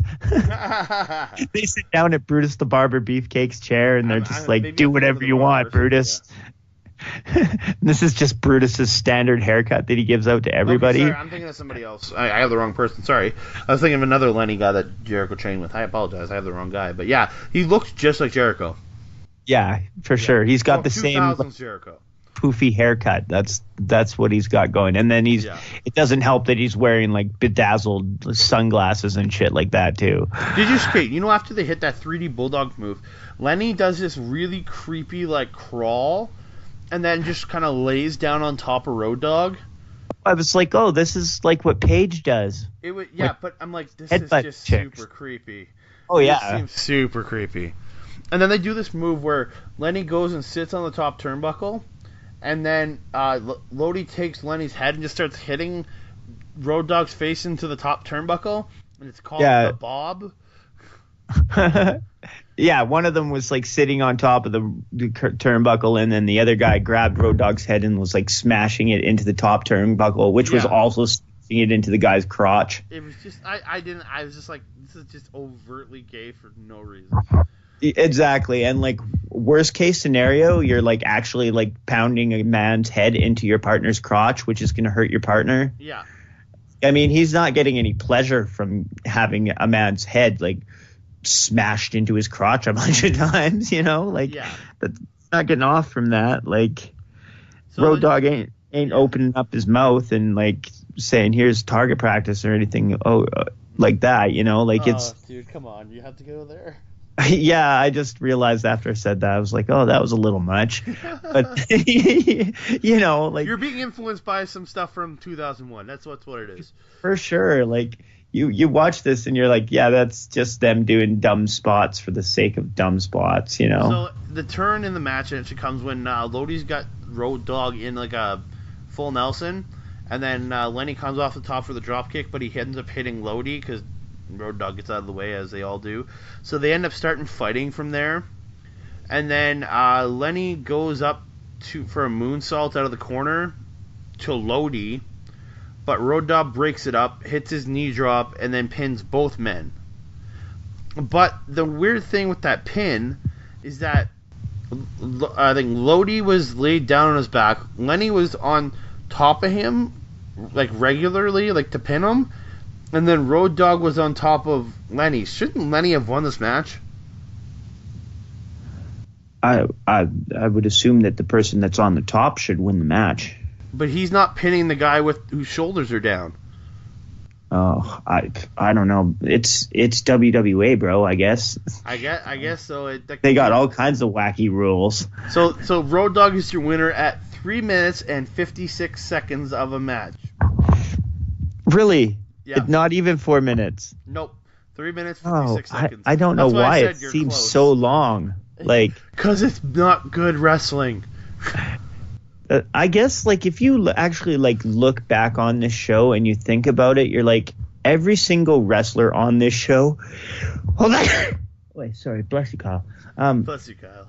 Like, every single wrestler on this show is a total gimmick. Like, there's nobody that's here that's just, like, they're in tights and they're here and they're a good wrestler and that's what their thing is. No, everybody. Psychosis. That's pretty much it. And even them, like, you kind of knew it was going to be a car wreck, you know? Oh, for sure. There's no AJ Styles or Daniel Bryan or Chris Benoit or anything like that. It's like everybody here is over the top. We got the Big Wiggle. We got Crazy Crowbar. We got Vampire Warrior. We got his crazy Vampire Warrior wife. Jeff Jarrett. Like the most straight-laced, like clean-cut, blue-collar guy on the show is Nathan Jones. Really, he is. And that's just because we don't know anything about him. And I think that's why I probably thought his wrestling was all right. Yeah, was because I was like, oh, he's the one guy here who's doesn't have like a fucking like stupid gimmick. And I mean, not to say they're all stupid, but you know, like just over the top with the gimmicks, like every single match. And not only Bagwell just alone.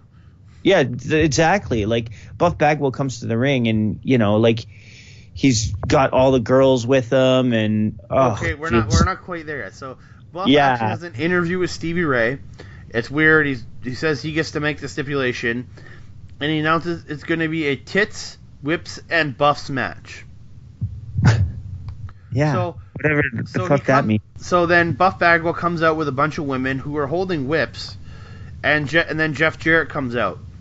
So Buff Bagwell says this match will be a tits, whips, and buffs match, and that means the women will surround the ring, and it's kind of like a lumberjack match, except when you go to the outside, the women whip you with a whip.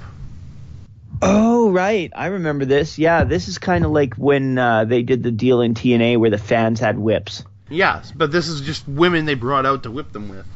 Yeah. Yeah, so it's a tits, whips, and buffs match, and it's for the other semifinal match is he who goes to the finals to get to fight for the WWA Championship. So lots of bagging back and forth, and then every time Jarrett gets thrown to the outside, he gets whipped by the girls. Yeah, and then when Buff goes out, they just like rub him and like throw him back in the ring, and they're like massaging him and making him feel good. It's so dumb. So essentially, that's like your first couple minutes right there. Pretty much all of that, and then Buff, when he gets back in after the massage, Jarrett low blows him with, like, he kicks the ropes into his crotch.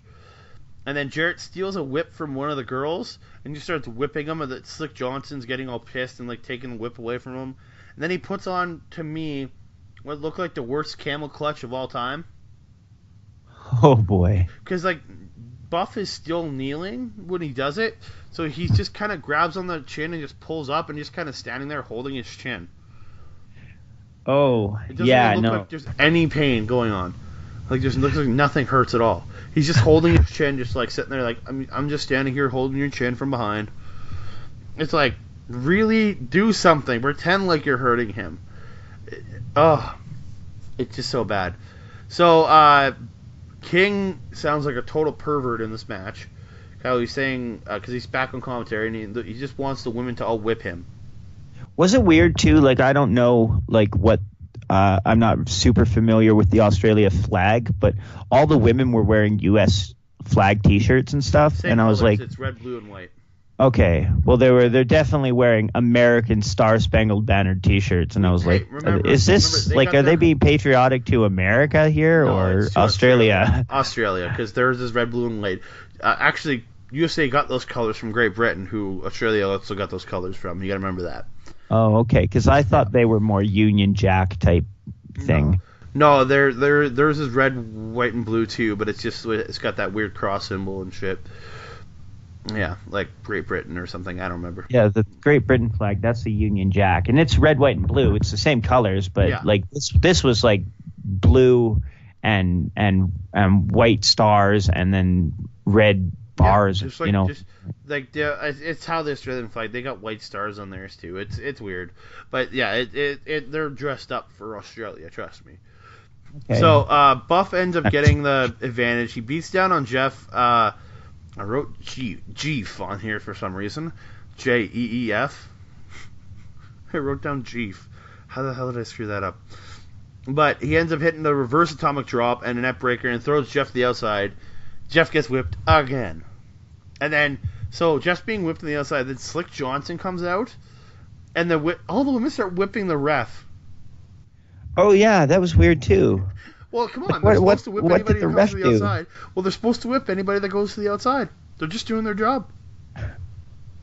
So, Buff and Jeff get back in, and then Buff hits the Buff Blockbuster off the top. I always thought it should have been called the Buff Buster. I think that's a way better name than the Buff Blockbuster. And he goes in to pin Jeff Jarrett, and then one of the girls comes in and does the count, which is very unofficial. Counts 1, 2, 3. But then Slick slides back in and says, no, that doesn't count. It's not the win. And then Buff doesn't realize that he didn't win. Goes up onto the top rope to celebrate. Jeff pulls him down, hits the stroke, and 1, 2, 3. It's over.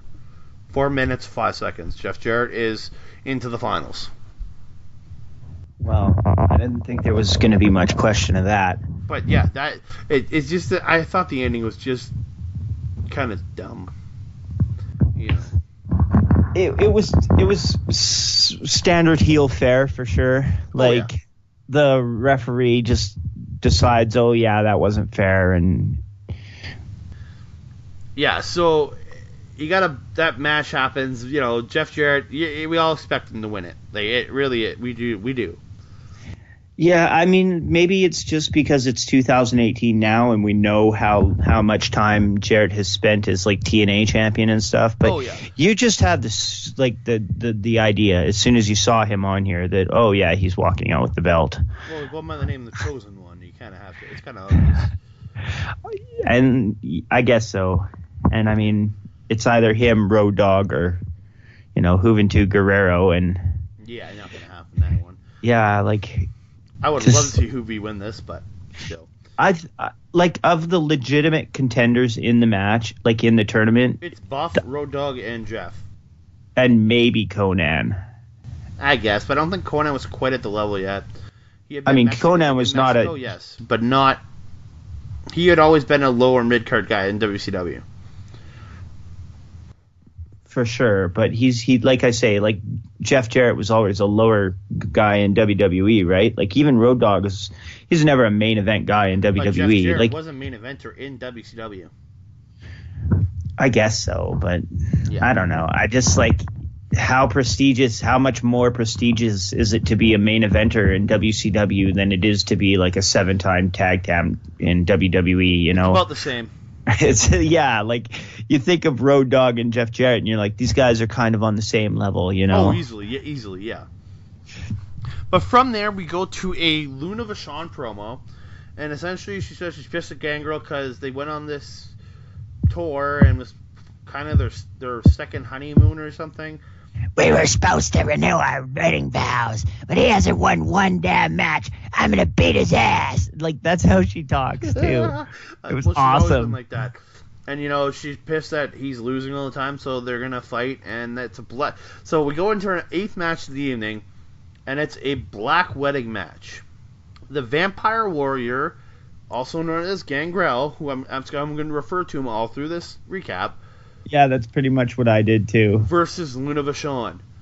Remember, I've met Vampire Warrior. Super nice dude. Like, super nice guy. When I met him, anyways. Oh, I'm sure. Yeah. Yeah. So, this is just a pure plunder match, like another hardcore, hit everybody with everything kind of match. This is advertised domestic violence. This is essentially the match is Gangrel doesn't want to hurt Luna, but Luna keeps attacking him, so he'll hit her with a move and then say, I can't do it anymore. And then she'll attack him again. So she gets a sunset flip, and then he gets pissed off, so he atomic drops her, and then she rolls to the outside. And then he comes out, and then Luna hits him with the black wedding cake. Yeah, no, there's like a whole bunch of like weird wedding, like candelabras, and like I think there's some coffins out there, and like there's a wedding cake and a bunch of like wedding gifts and stuff. And she like smashes him in the face with the cake, and he just picks her up and slams her on the cake. Yeah, and then he grabs a cookie sheet and he's about to go hit her, but he can't do it, so he throws it into the ring and then goes back into the ring. So she gets, the tongs. Oh, yeah. So she grabs a pair of tongs, gets in the ring, and then she grabs his balls with the tongs. Yeah, the old tongs to the balls spot, for sure. He goes down to his knees. She gets a pumpkin. I don't know why the hell there was a pumpkin. Had to do with that has to do with the wedding. Well, they were saying like that the wedding anniversary was Halloween or something, and I know the show was in October, so maybe they were trying to be like, Halloween tie-in. It would have been 5 days later, so I guess the pumpkin worked. So she hits him with the pumpkin, then she just takes a cookie sheet and just starts whapping him in the head repeatedly. This thing is like curved by the end, unprotected on top of it all. Like just, And like it.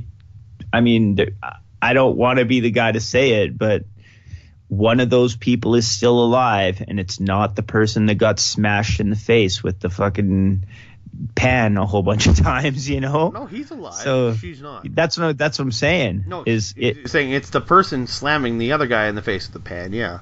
Yeah, that's what I'm saying. Is the person who got slammed in the face is the one that's still alive. Yeah. Like it's a weird thing. Like they put all this, thought and stuff into banning all these headshots, but the person that took all the headshots is fine. Well, I wouldn't say fine. I don't know him, but he's alive still. So after she repeatedly smacks him with a cookie sheet, she takes the wedding ring off and throws it at him and then spits in his face.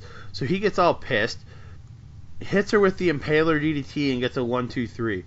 And he just DDT'd the shit out of her too. It was awesome. This match, you got to think about, is it 5 minutes 16 seconds? This is one of our Iron Man matches of the night. Come on, like even our tournament matches, most of our tournament matches didn't go this long.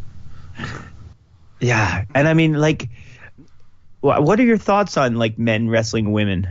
Okay, because there's different styles. This kind of men wrestling women I don't care for. Now, the way Lucha Underground did it over their 3 seasons, in more of a competitive sense, the way that Candice LeRae has been wrestling in intergender tag team champ matches, I thought have been good because they've kind of just treated the women as just another wrestler in the match and not. That's the kind of way, if you're going to do it, you just got to treat it like they're both on equal ground. You know what I mean? Yeah, so it has to be like a competitive thing. Not like if you're constantly pointing out that one of them's a woman, then it doesn't work for you. Yeah, it's kind of I don't care for it, but if a woman wants to get in there and wrestle a man, I'm not going to say no to it because that's her choice to actually go in and wrestle men. It's you know what I mean? Like you can't fault her for wanting to wrestle a guy. Yeah. I mean, and part of the issue, like part of the reason I ask is because in RCW we only have one woman, so she ends up wrestling the guys. Yeah, she wrestles the guys quite a lot, and I mean, she does a good job. When was there, she was doing the same thing a lot. Yeah, so I just was wondering, like, is that the same sort of thing that goes on at the other promotions in Edmonton and stuff? I've seen when Nigel Shaw was with PWA, she was wrestling men.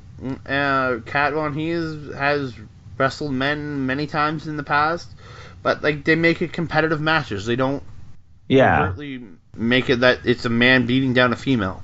That's the thing. That's for sure. When you do men versus women properly, it can be a very good match. But when you do it like this, it just looks like a guy beating up a woman. And then, like if you notice when he pins her, he just grabs her titty while he's pinning her. Oh Jesus! I just noticed. I'm like he's grabbing her titty. Like what the hell?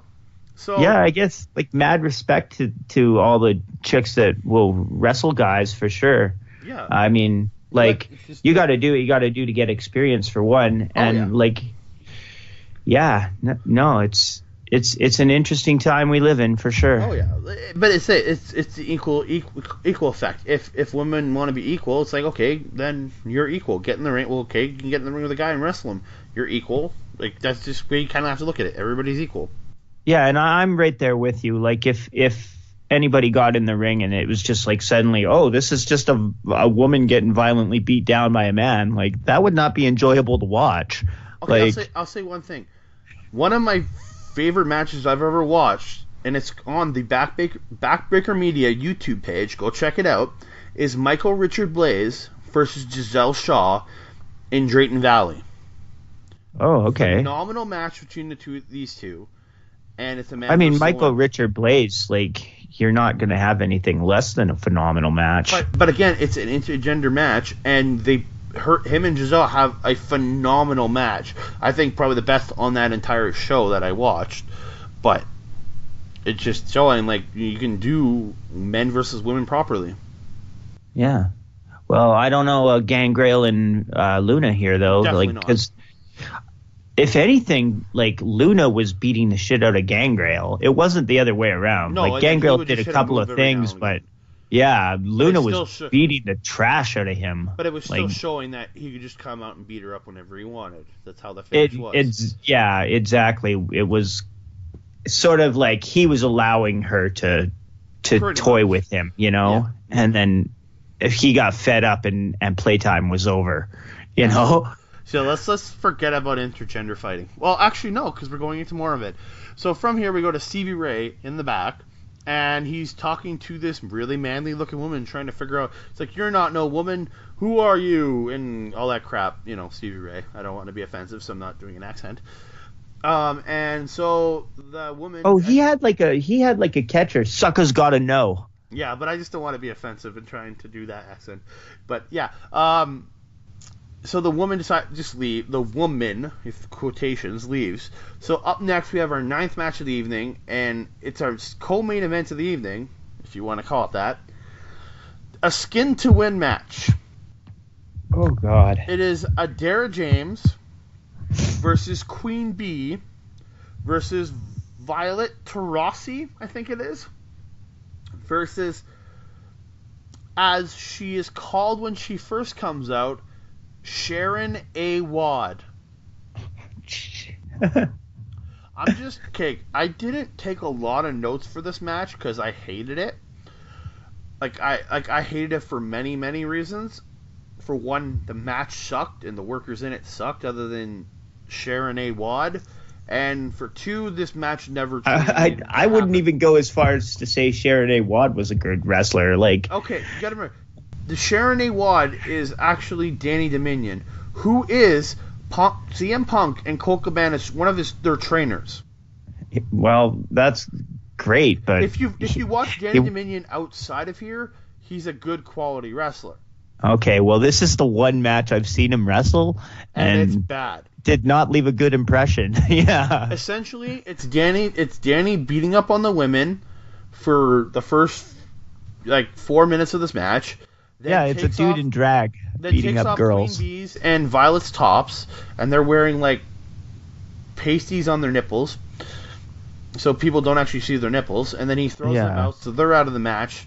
Then him and Adara James fight for about another minute or so, and then she gets she ends up hitting a top rope hurricanrana and pulls his dress off. She was pretty good. The Adara James was good, but the other two girls, they couldn't wrestle at all. They weren't wrestlers. Simple as that. I know they weren't wrestlers. They say, oh, this is a skin to win match, and they get in the ring, and you're like, one's wearing like a shoestring bikini here. How much more can you take off this person? You know what I mean? Literally taking your top off. And exactly. The winner of this match, Adara James, 5 minutes, 9 seconds. I don't want to talk about this anymore because it was the most pointless thing on this show. Yeah, no, eventually I think that they built up the reveal of Danny Dominion. Yeah, I thought that was built up a little bit too much because, like I say, I had no idea who he was. There was no payoff, really. If it had been Buff Bagwell, then I would have been like, oh, okay, I know who Buff Bagwell is. Why is he beating up these girls? But and it was literally him beating up 3 women for 5 minutes. Yeah, that's all it was. I just don't care for this thing. I just didn't want to watch it in the first place, but I did because I'm a journalist. Fair enough, yeah. bud. So from there we go to Andrew McManus comes out, the owner and promoter of World Wrestling Allstars, and he has a letter and he gives it to Jeremy Borash. Borash reads it and it says it's a letter from Medeja, and she will be there with her man. And her man is Scott Steiner. Thing is, we never see Scott Steiner on the show, and we don't see him till the next pay-per-view. See, if Scott Steiner had showed up on this show, I'd have been like, oh, he's walking away with the belt. The thing is, Scott Steiner couldn't join the tour until after the pay-per-view because they still had a bunch more dates to go because they were heading over to England and Scotland and stuff. So he was joining the tour for those dates, but he couldn't make these dates. Oh, okay. Yeah. I thought that Scott Steiner was one of those guys that when WCW went under, he held out for his contract. He did for a little bit, but then he decided, screw it. I can go try to get some of that WWA money. Yeah, I guess so. He must have because he had a contract with Turner. He had the Turner contracts like Hogan and Nash and all them because they all held out with the end of their contract. Maybe his contract ended already. You never know. I'm just wondering why he didn't end up in WWE instead of WWA at this time. It was due to the Turner contract because he waited out that contract. That's why he was never part of the invasion. And he would sign with WWE the next year in. He debuted at the Survivor Series. Yeah, so Survivor Series 2002 is when he came in. Yeah. Yeah, so there you go. So, he's going to join it WWA. So from there, the Starettes go out and dance, and then Disco interrupts them, says nobody wants to see them dance, which on a wrestling event, it's kind of true. Really? Oh, yeah, and this is where they're setting up the cage and stuff for the main event stuff. So the main event's going to be a steel cage match. So the cages come down, and then Disco comes out, and he's all mad about the Fruits eliminating him from the Battle Royal because he should be in the finals for the championship. He comes out, the Fruits come out, and then he starts fighting one of the Fruits. They end up in the ring, and they both end up climbing to the tops, and then he just pushes one off, and he goes through a table that wasn't there 10 minutes ago. He pushes him off, and he lands through that table. Yeah, like Homeboy took a bump off the cage, and you don't even know who he is. Like, that's what I'm saying. This guy, like, this guy must be the most dedicated guy on the show, because, like, at least Mankind, like, everybody knew it was Mick Foley that jumped off the cage, right? It wasn't just some rando. Who was the Fruit? Yeah, that's what my question was. Like, I was like, oh, is this like, yeah, is AJ Styles under the mask here? No way. He was with Wildside at this point. But because he comes into WWA, doesn't he? He does in 3 months, and then on the second pay-per-view, he is part of the WWA. So, and I think I remember seeing him take a bump off the cage in TNA. So, oh yeah, he does. Oh, okay. That's why I thought maybe it was him. But I have no. The other banana guy is just like he's like, I'm not getting in on any of this nonsense, and he just stays outside the ring. Yeah, only one of the bananas actually fights. Yeah, he pushes him off top, comes down, and then so Disco goes to leave and gets in the other one's face, and then the other banana just decides to get up. The one that took the bump. Yeah, and he starts waving to the crowd and shit again, and I'm like, oh, okay. So, like you should have been stretchered out of here, but... That was so dumb. So from there, we go to our main event of the evening. It's a WWA World Heavyweight Championship match in a steel cage between the first ever WWE champion, Road Dogg, and the chosen one, Jeff Jarrett. Right? Yep. So Brett comes out with the belt. It's the biggest match the two have ever had together, according to Jeremy Borash. And then Bret Hart's like, yeah, I don't think it's really the biggest match they've ever had together. But yeah, I guess maybe together in the ring. Maybe. Well, they fought each other at a WrestleMania, didn't they? Did they? Yeah, I think WrestleMania 11 yeah, for the tag team championships. Well, it was Road Dogg versus Jeff Jarrett when Road Dogg was the roadie. Oh, you're right. You are right. So this is their second biggest match on pay-per-view. Well, I would assume out for bigger than this, but I mean, I'm not sure if that was a WrestleMania or if it was an house. I think it was a WrestleMania, though. Yeah, so Brett comes out. He has the belts, joins the commentary table, says, and then so Jarrett comes out, and the Road Dogg comes out. Then Jarrett comes out. He puts the guitar on the announce table, and he goes, "I'm gonna make you proud, Brett." We just gotta remember. Just about a year before this, they were both part of the NWO 2000. Oh, and this whole show, all they're doing is, like, they constantly talk about WWE and WCW. They're like, Bret Hart, everything he says, like, on this show is he's just shitting on, like, Shawn Michaels and Vince McMahon and Goldberg. Like, every time he opens his mouth, he brings up WCW or WWF, and it's like... Yeah. There's nothing here to talk about. Like, I don't know. I mean, I'm not trying to dog on him. I'm just saying, like, if it was me, I would be more concerned about the show you're actually putting on rather than the shows you're, bitter about not being a part of, you know? For sure. Okay, did you notice this, that there's two cameramen actually inside the cage? Really? Yeah, because one's actually for the whole in match? the ring, the other one's in between the cage and the ring and the ropes, and one's actually inside the ring for the whole match. Oh, jeez. Literally, there's a spot where Jarrett goes to Irish Whip. Jarrett goes to Irish Whip Road Dogg, and Road Dogg goes in the corner, but takes it super late because the cameraman's standing there, and he just goes into the cameraman super late, then comes back out of the corner. Huh. I'm like, what the shit? Like, you can't, I mean, I can see why they would want to put the camera inside the cage, like, so that you don't have cage grating over every shot. But, like, there's a solution to that. They cut holes in the cage, and then they put their cameras through the holes. Yeah, that's what I was thinking, is you could do that, and even if you want to be a little higher, you could just put a platform outside the cage with a hole in it. Yeah. So, I don't know, maybe they thought it would allow for better movement or something. I don't know. But, yeah, it does seem, like, dangerous, too. Like, the camera guy could get really, really hurt. Yeah, it's just dumb. So both men, when Jarrett gets in, Road Dogg attacks Jeff Jarrett. They fight, throwing each other into the cages, all the general steel cage stuff you do. And Jeff Jarrett does his Ric Flair strut. Oh yeah, they were totally like, yeah. You've played No Mercy, right? Yeah. They were totally doing the move where you just grab the guy by the back of the neck and then run up against the cage and throw him into the cage. They did like that like it was 10 straight times. out of No Mercy. Yeah. They did that 10 times in like the first 2 minutes of the match, I think. I'm pretty sure that's how they agent the match. Was they just played around in No Mercy first and were like, probably. let's do this a bunch of times, and then So Jeff Jarrett ends up climbing up to the top, and Road Dogg follows him. They end up both just sitting down on the top of the cage and punching each other back and forth. Did you notice that? They were just like, let's sit down for a couple minutes and just punch each other. Did you notice that? It was just like, well, the thing I noticed was they went up the cage, but I was already like, we already saw somebody fall off the cage. I don't think that Road Dogg or Jeff Jarrett's taking a bump off this cage. okay. So Jeff Jarrett decides to climb down, and I'm thinking, is it over already? Good. I'm done with this. And this is when the announcers say, you can only win this match by pinfall or submission. Nobody told us that in advance.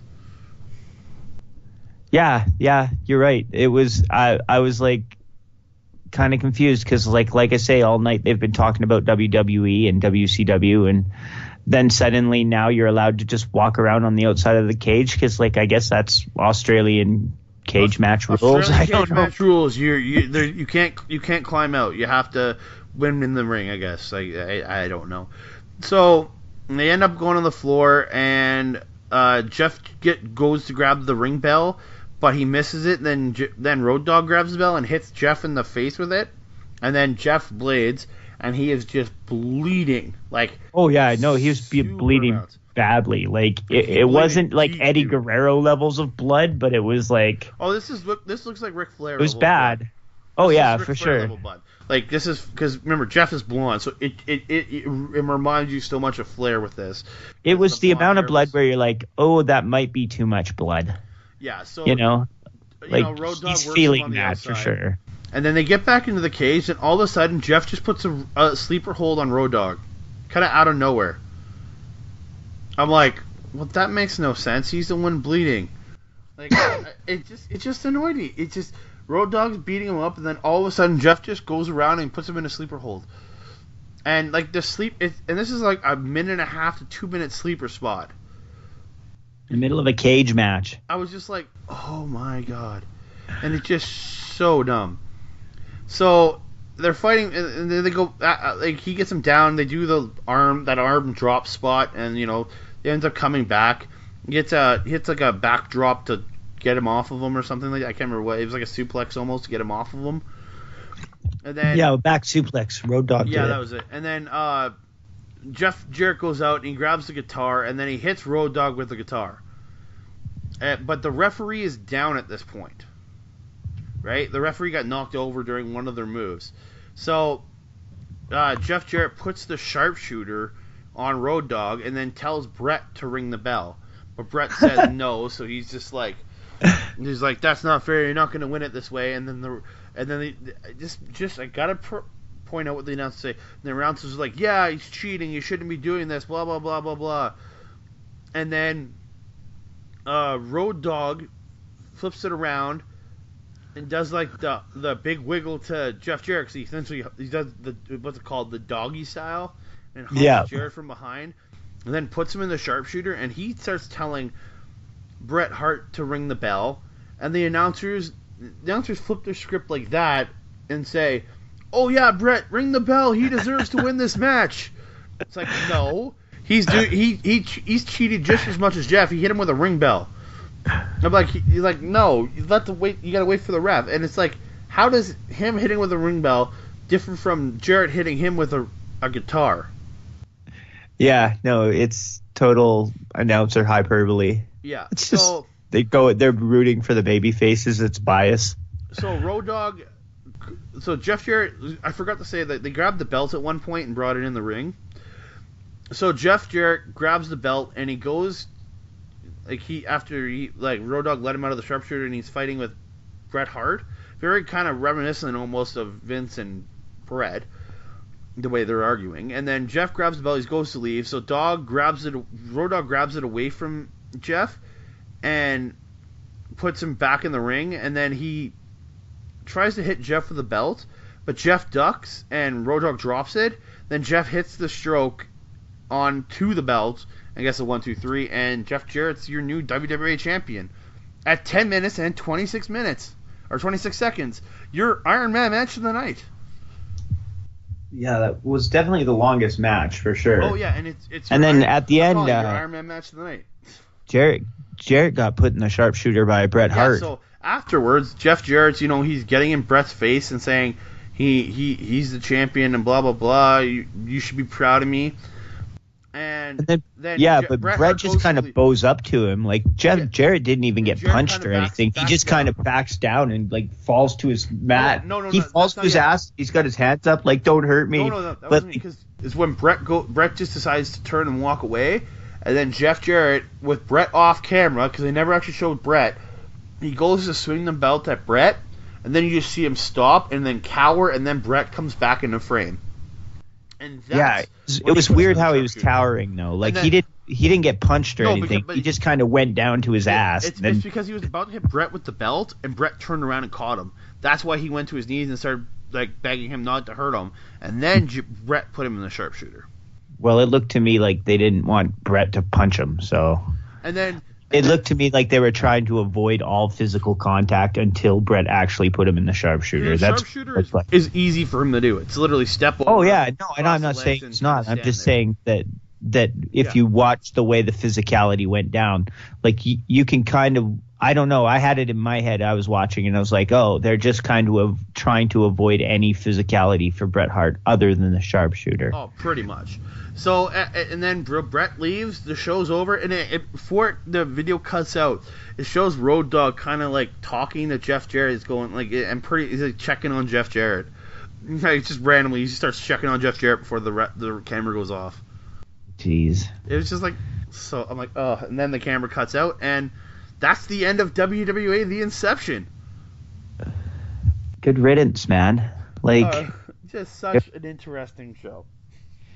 And like I say, like it wasn't unenjoyable to watch. It was entertaining. I enjoyed a lot of it because a lot of it just was just out there stuff, and I enjoyed it. It was very like The Room, sort of so bad it's good. Yeah, I can agree with that one. But so there's nothing on this show where you're gonna show it to somebody and be like, "Oh, check out this 5-star classic." It's more like, hey man, you want to see a really shitty wrestling pay-per-view that you're gonna laugh your ass off throughout? Watch this. Yeah, you want to see some goofy nonsense? That's what you're gonna. That's what it is.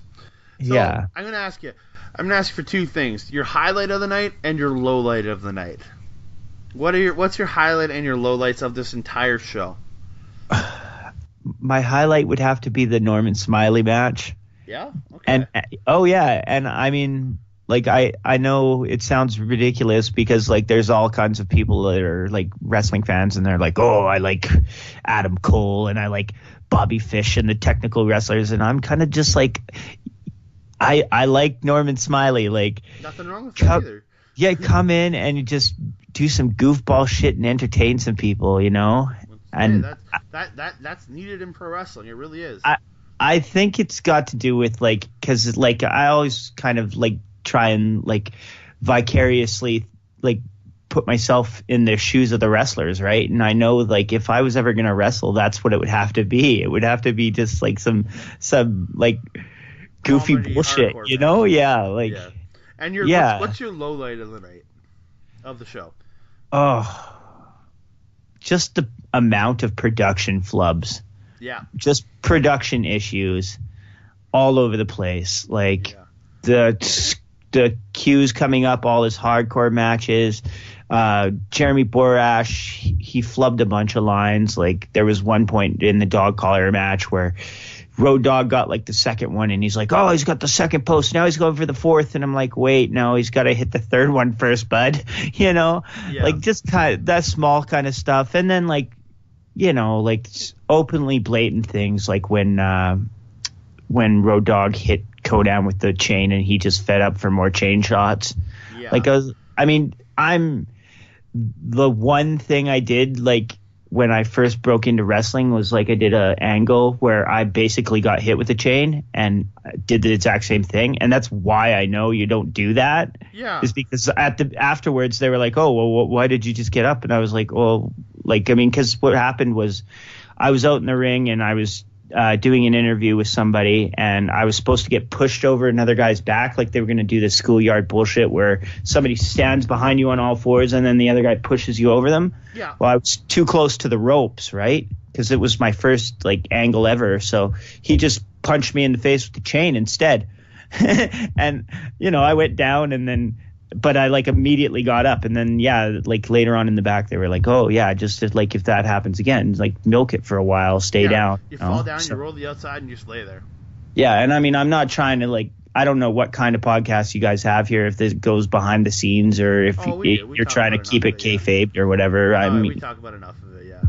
I'm not trying to get myself in trouble is just what I'm saying, but no, like that's why I know. That's how punching somebody with a chain works. It's supposed to like, lay them out. Yeah, like, and he literally like got off the mat like if he was like feeding for somebody's tag team comeback, you know? Yeah. Like, so just like small things like that I noticed. But yeah, basically just productions. Yeah, and like the commentary being over the live mic, it throws you off. The like not springing for a ring announcer like proper, you know what I mean? Like they would fix that problem on the next show. Yeah, like because I'm the ring announcer for RCW, I kind of try and pay attention to those things, like how the ring announcers do their calls and stuff. Yeah. And it was just super weird. It was like, oh, he's doing commentary too. And it was like, oh, I might like to try that one day. It might be fun to do commentary and ring announcing, but it seems like it would be a huge pain in the ass. Oh, yeah. So my highlight of the night, it's the ladder match. I enjoyed the heck out of it. Yes, there was some flubs in it, just like every other match on the show, but I'm a huge fan of Hoovy and Psychosis, and that has to be my highlight of the night. And my low light of the night is Jerry the King Lawler's interview with the Fruits and Lenny and Lodi. I just couldn't stand, even back then to me, that was too over the top homophobic. Even for 2001 era, that seemed too homophobic to me. And like, I mean, everybody says, oh, even in 2000, well, 2001 was only like 17 years ago. And or 17. I mean, even 17 years ago, if you'd asked me, it's like, yeah, no, you don't go around saying rude shit to people. Yeah, that's got to be. Doesn't matter if somebody's a different color, different sexual orientation. Like, don't be an asshole to people. Yeah. Like, and that just stuck out to me as just shitty for the time and shitty forever. That's what that's felt to me. It just bothered me that it didn't add much to the show. You be that homophobic on a show like this. That just bothered me. Yeah, like if you had to recommend this show to somebody, that's not the first thing you're not being. Oh, you gotta wait till you see the gay handicap match. Yeah, you know, like it's not even that. Like the match part was fine. It's just the King taking all those homophobic shots at them. That's what bothered me the most. And yeah, actually during that match, him taking all that shot. I guess during that match too. It's just King. King really bothered me during that part. Were those guys legitimately gay, or was that just? But their gimmick was they were playing gay characters. Like they're not legitimately gay, but they were playing gay characters. Yeah. I wonder how any of that would go over with guys that are like legitimately gay. I don't know. Ask Canyon. I guess he can't. He said, but yeah, he was gay.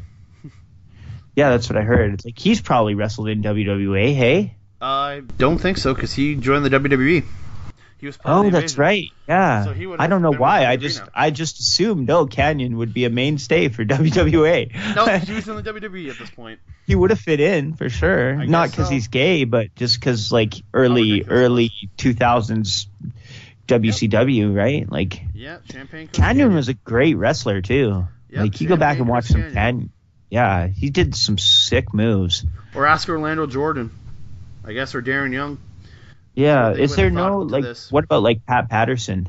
Oh, Pat Patterson too, but like I'd like to know what they would have thought of stuff like Lenny and Lodi to this point, because it's over the top offensive. Yeah, it'd be interesting if they did like a table for three with like three homosexual wrestlers. And just see what their thoughts on wrestling in general was. But Yeah. But from there, I want to thank you, Kyle, for coming on. And where can people see you and get in touch with you? Well, you can look me up on Facebook. My name is Kyle Shaw, and it's just Kyle Shaw on Facebook. Other than that, I'm going to be with RCW. And I want to thank you for coming on the show. Ladies and gentlemen, you can find me on Twitter at That Canada Guy, on Instagram at That Canada Dude. Contact Backbreaker Media at gmail.com if you want to send in any feedback for the show. My next episode of Total Nonstop Anarchy will be coming out in a couple weeks, and it will be featuring another member of the Backbreaker Media family. The Danimal, Daniel Jobber, will be joining me to review the second episode of the WWA pay-per-views, and that's WWE The Revolution. oh, geez. Are you guys going through like the whole WWA library? We're doing the first three, then we're gonna get into TNA, and then we're gonna do the other two WWA shows as they come up by date, because it actually TNA crosses over with WWA during the 4th and 5th pay-per-views. Oh, okay. So this is like a TNA podcast then, and then you're just hitting this as bonus stuff because it's relative. This is the birth of TNA, really, in a sense. Like this is kind of like the redheaded stepchild of TNA. I think the redheaded stepchild of WWE is TNA, but still. But yeah, so from here, and Kyle, I hope I can have you back to sit down with me and watch some TNA weekly pay-per-views too. Oh, fucking A, bro. Oh, yeah. Great. What's his name in the garbage can, and he's jerking off the little midget guy? There's some horrible shit in TNA. I can't wait. But I'll be having you back on hopefully pretty soon, and by then it will be probably into the TNA days, so we're gonna have to watch some interesting TNA pro wrestling. Yeah, sweet deal, man. Just definitely just message me, and I'm down for whatever, because yeah, this was a lot easier than I thought. All right, it was going to be. Yeah. Okay, you take care, and thanks a lot for having me. No, man, thank you for joining me on the show. Ladies and gentlemen, this has been Total Nonstop Anarchy on the Backbreaker Media Network. Thank you very much for joining us.